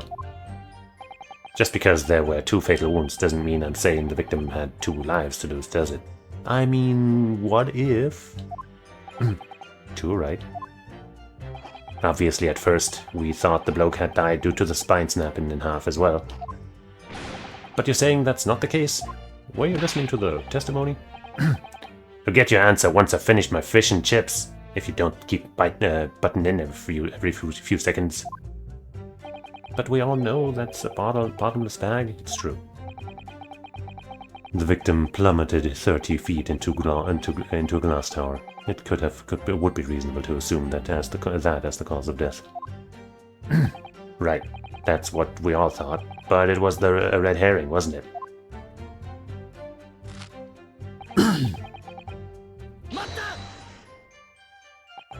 The defense knew nothing of this crucial information. The prosecution received this report from the forensic investigation team only this morning. That was the first we knew of it as well. I can only apologize for the impossibility of informing the defense. Sarcastic and insincere? Thanks. So, what was the nature of this sharp object?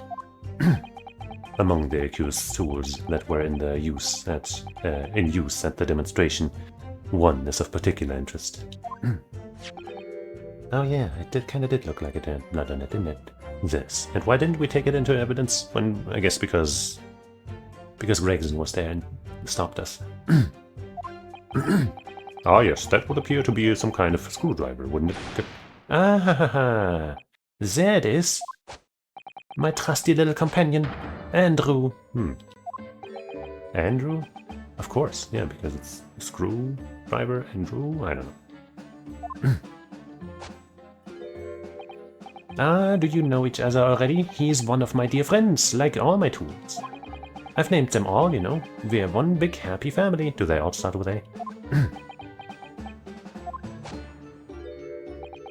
Andrew is my flathead screwdriver, of course. His brother, Michael, is a crosshead. Okay, so they don't all start with an A. Well, it would appear that your beloved Andrew has a red stain on this shank. Ah, that isn't... It's blood, beyond all reasonable doubt. No. And that's not all. The long, sharp shape of this Andrew fellow is completely consistent with the victim's wound. What? What?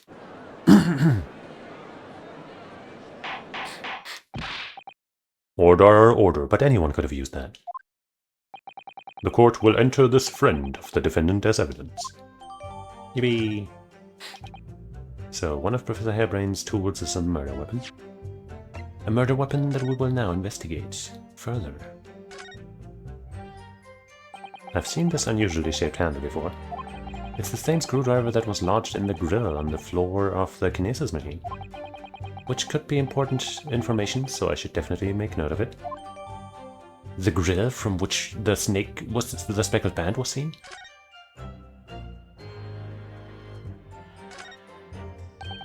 This is blood. Mr. Asman's, no doubt. This is the problem with looking at murder weapons.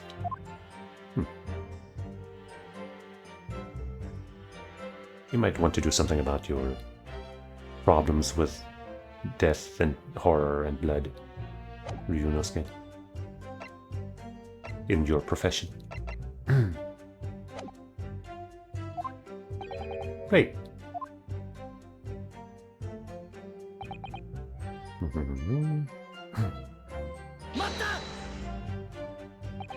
What grounds do you have for saying that? Ha! Do you really need to ask? There were only 2 people on that public experimentation stage in front of the whole crowd. The victim, Mr. Odiasman, and the accused, Professor Hairbrain. And we know for certain that before the experiment, the victim was alive. That's right, I saw him with my own eyes. Furthermore, following the explosion and kinesis, nobody went anywhere near the body. In other words, only someone else on stage with the victim could possibly have done it. You can think of somebody? Professor Hairbrain, do you have some information that may be relevant here? Obviously coming from the accused, the statement of, oh yeah, no, there was totally somebody else. Is a little suspicious, but hey man. Professor. Sorry.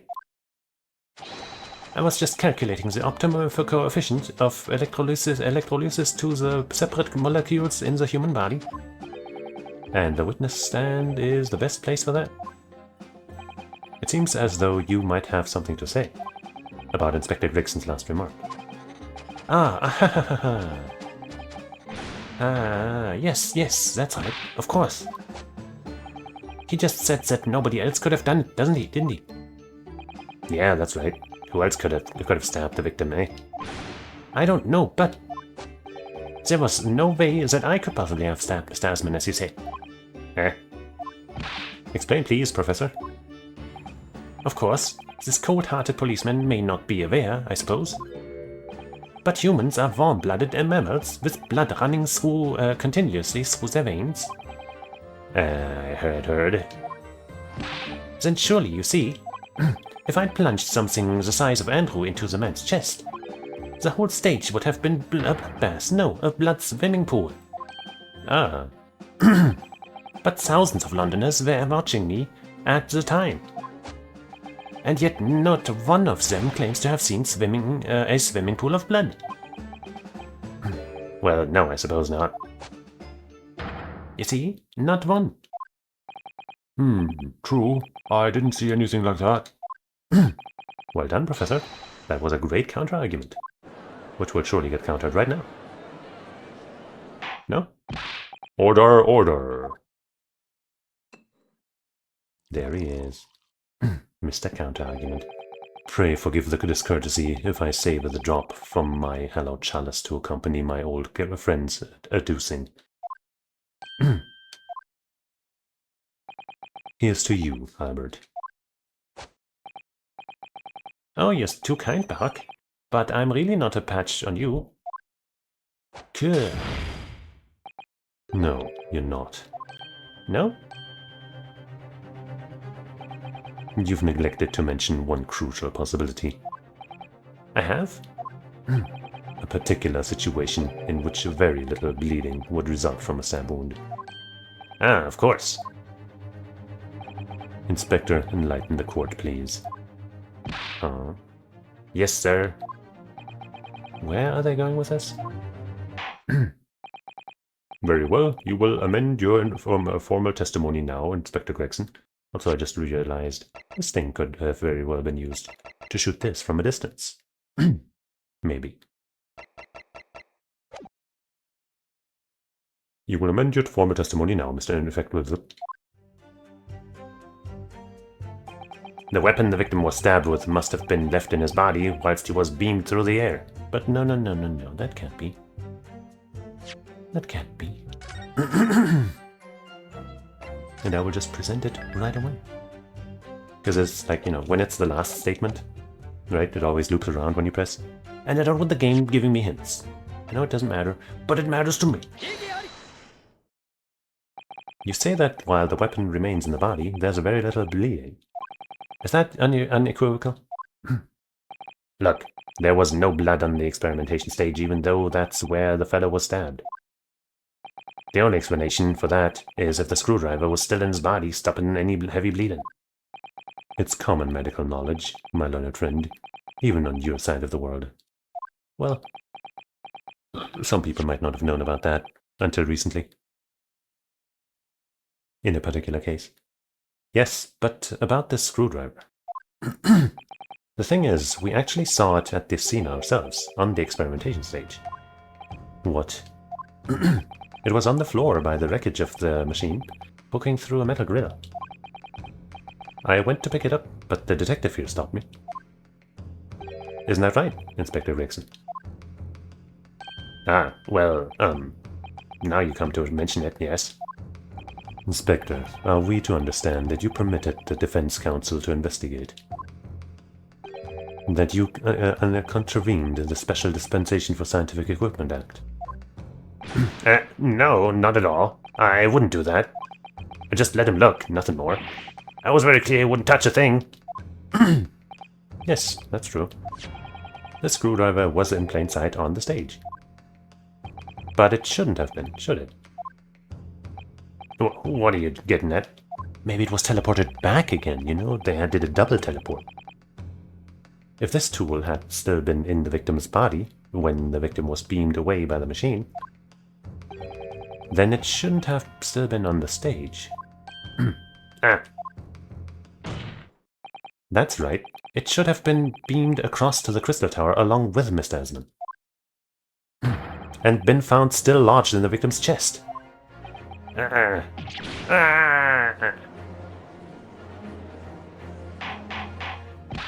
Order, order. How do you explain this, Inspector?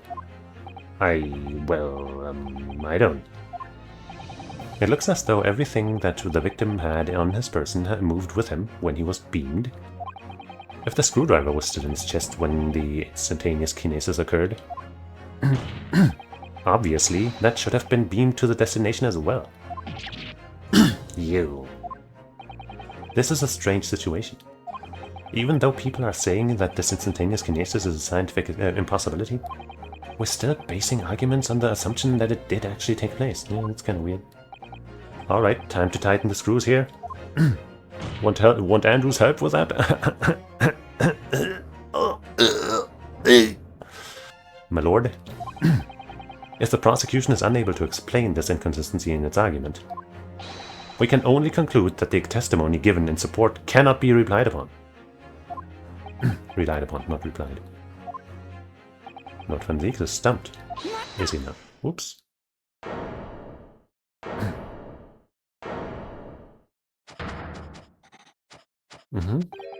Do you have something to say, witness? Yes, I knew it. It bears out. The equations hold. Mr. Naruto, don't worry. About what? Without delving into the details, there's no inconsistency. Great, awesome. What? Even if Andrew had been lodged in Mr. Esmond's chest,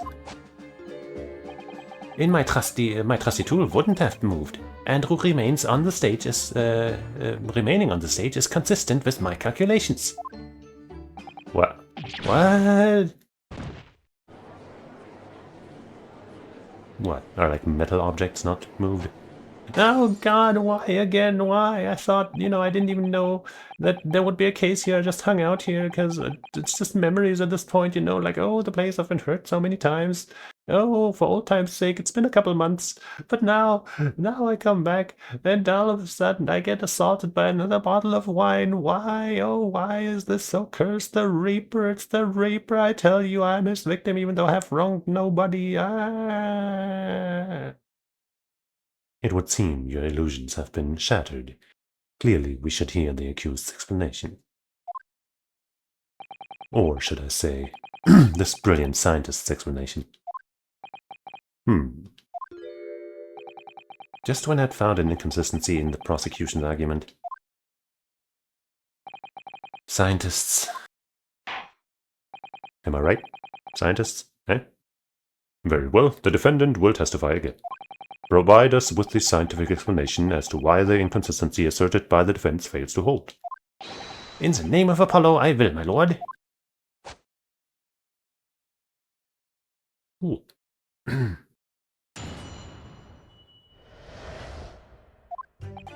To be clear, I am still at the stage of gathering data in my research.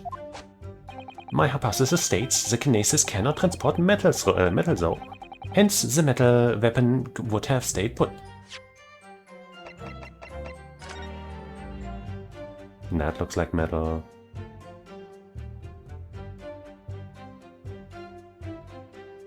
This could be metal, maybe? I don't know. Maybe he's got a golden tooth. Maybe we can present that there. Maybe. In other words, the point just raised by Mr. Naruto isn't an inconsistency at all. Mr. Asman was the patron of my research. Without him, my work wouldn't have been possible. Now I have a duty to protect the incredible machine that we built together. Yeah, I'm sure he did that very carefully and with all good intentions. That patron of yours.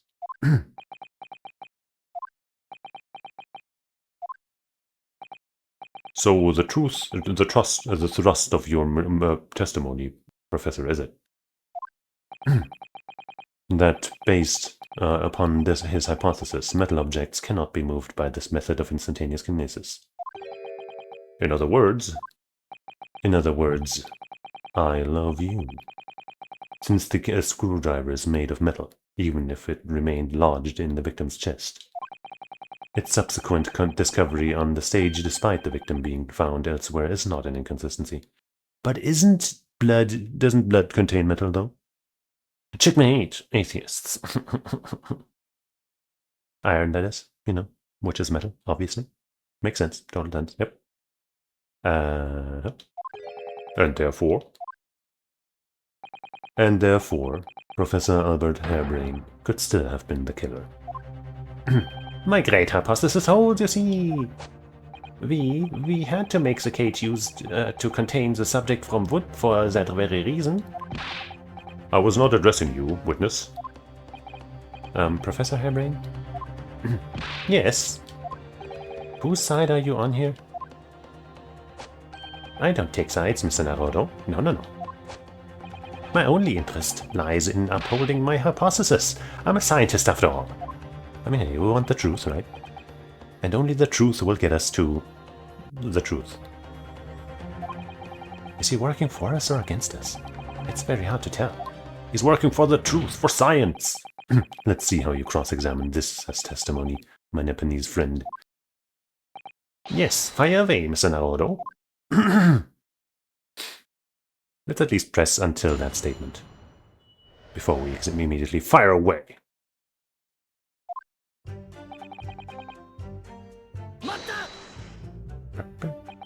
And yet, your retort to my argument wasn't lacking in confidence in any way. No scientist can find the truth without first finding self-belief. Those were the words of a certain scientist I hold in the highest esteem. But you realize that disproving my argument puts you in a very precarious situation, don't you? No scientist should strive to protect himself more than he strives to protect the truth. Yeah. More words of the same great scientist, Wonder whom he's talking about. Words that are causing me a lot of trouble. Who is this scientist? I'm afraid I couldn't tell you, Mr. Naruto. But as soon as I remember the significant genus's name, you'll be the first to know. Okay, it might be worth keeping the names of your idols to mind. Names schmames. You're wasting your breath, my learned friend. The scatterbrain even forgets my name at times. So Lord Van Dijk really did have a friend once, but I didn't notice hell freezing over. Haha. Cannot transport metal. I guess let's press this before we present, because it's just this second statement. Your hypothesis states it? So this isn't proven then? No, of course not. It's merely a hypothesis, but a good one, based upon thousands of calculations. But it is widely known that metals can't be decomposed by electrolysis. Yes, of course, so I am right. My hypothesis is clearly correct. What is it about incriminating himself that makes this man so happy? It's the whole reason that the birdcage is made of wood, you see. Sorry, the birdcage? Yes, that's what I call the obtusa cage in which Mr. Asman was placed for the kinesis. C. obtusa? Ah, the jail cell in which the victim was detained. It does indeed seem to be made of timber of some sort. Thank you not to refer to it as an instrument of incarceration, your lordship. In short, any weapon lodged in the victim when he was beamed away by instantaneous kinesis would have been left behind on the stage if it was made of metal, correct? Also, it's still very possible that that screwdriver, the blood on it, is not the victim's, and he was shot with a bolt from a crossbow, which might have been made of not metal or something. Yes, that's it. Yes. It all fits perfectly with the mathematical model. But the ultimate conclusion, then, is that the defendant alone had the opportunity to inflict this fatal injury on the victim, is it not? Ah, indeed, sir. Someone beam me out of this nightmare. Uh-huh. Well, let's try it. If it doesn't work, we'll just press everything, you know, as we do.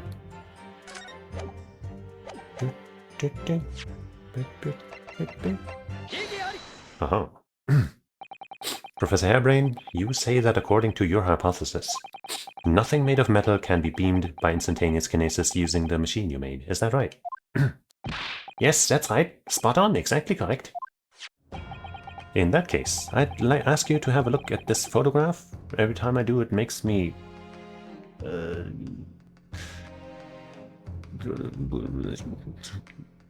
That was taken at the scene. In particular, I'd like you to pay attention to the victim's face. You can clearly see that Mr. Asman is wearing a pair of spectacles with a metal rim. What? Metal? No. Metal can't. That's not... Metal? Metal Gear. No! We've already established that the proposed murder weapon, the screwdriver, was found on the stage. However, if your hypothesis correctly predicted that outcome, it should also have predicted that the metal-rimmed spectacles would be found in the same place. Ah, my hypothesis! Professor Hairbrain, this isn't easy for me to say, but your hypothesis is clearly flawed. Ah. Oh no, actually it's just that screwdrivers can't be teleported, obviously. Order, order, order! Council, what is the implication of this? If on the day in question, the alleged instantaneous kinesis never actually took place, then it is entirely possible that the victim was killed somewhere other than the stage. And in that case, someone other than the defendant could have been the culprit. But my hypothesis is sound. I proved it that day. The experiment was a success. The experiment was proof of all my work. If I could say something here in my capacity as a fellow of the Royal Society. Yes, juror number 4. Go ahead. As a man of science, there's one thing I simply cannot abide. and that's a fraud who pretends to be a fellow man of science. What? Wait, great Scott, are you suggesting my science is suspect? It's just been disproved, hasn't it? In front of all of us. In other words, the whole demonstration was a complete nonsense from start to finish. Believe me, my fellow jurors, when I tell you that this man is a heel, a houndler, and a fraud. I say the wreckage of that machine should be stripped down and thoroughly examined. Are we gonna have to take a look at that paper he's got there at some point? Or is it just the same one that we have?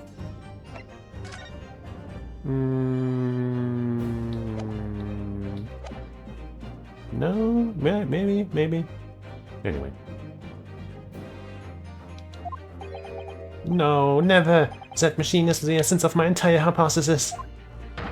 It's protected by the Special Dispensation for Scientific Equipment Act.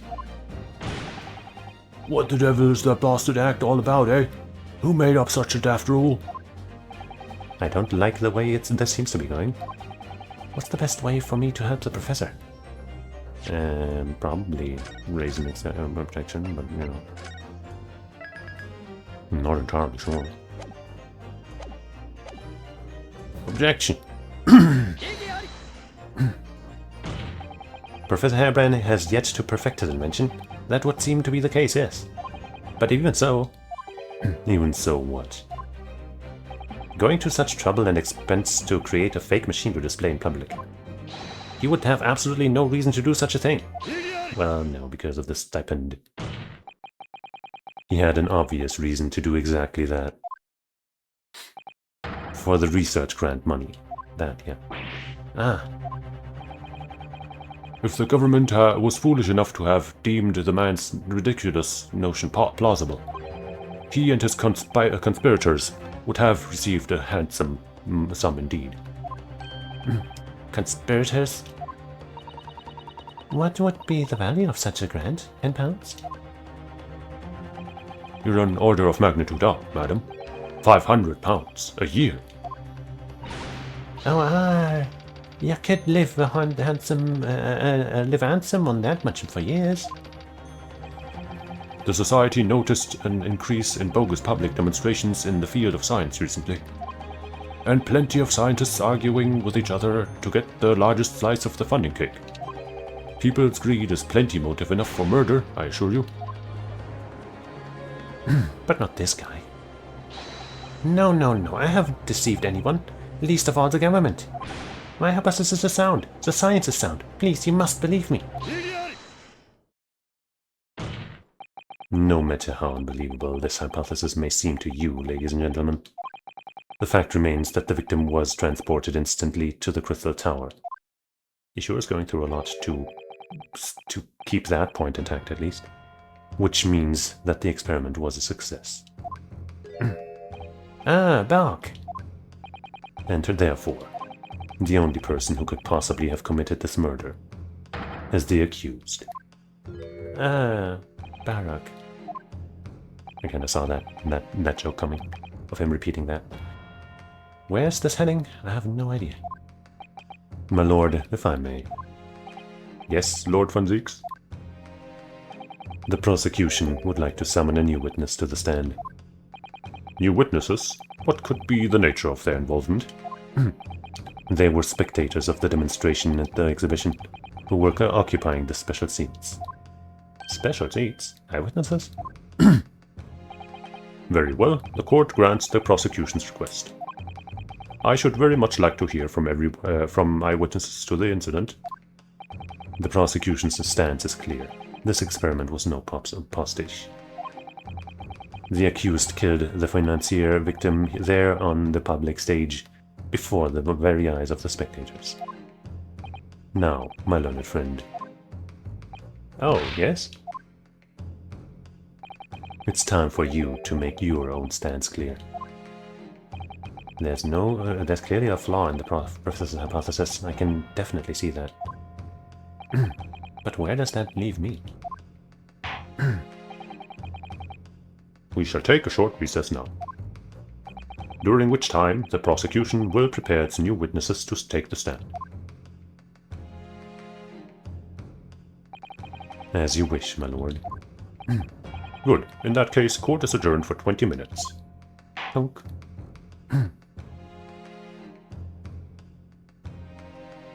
Maybe I can... Okay, well, to be continued. Well, I guess if it's gonna be a chapter break here, then maybe that's also a good point to stop, because I'm getting mighty hungry. I thought maybe we'd see the first part of the trial through, but I suppose maybe it'll be a longer affair after all. So before I start starving to death live on stream, which would probably get my channel banned, that is my greatest concern, yes.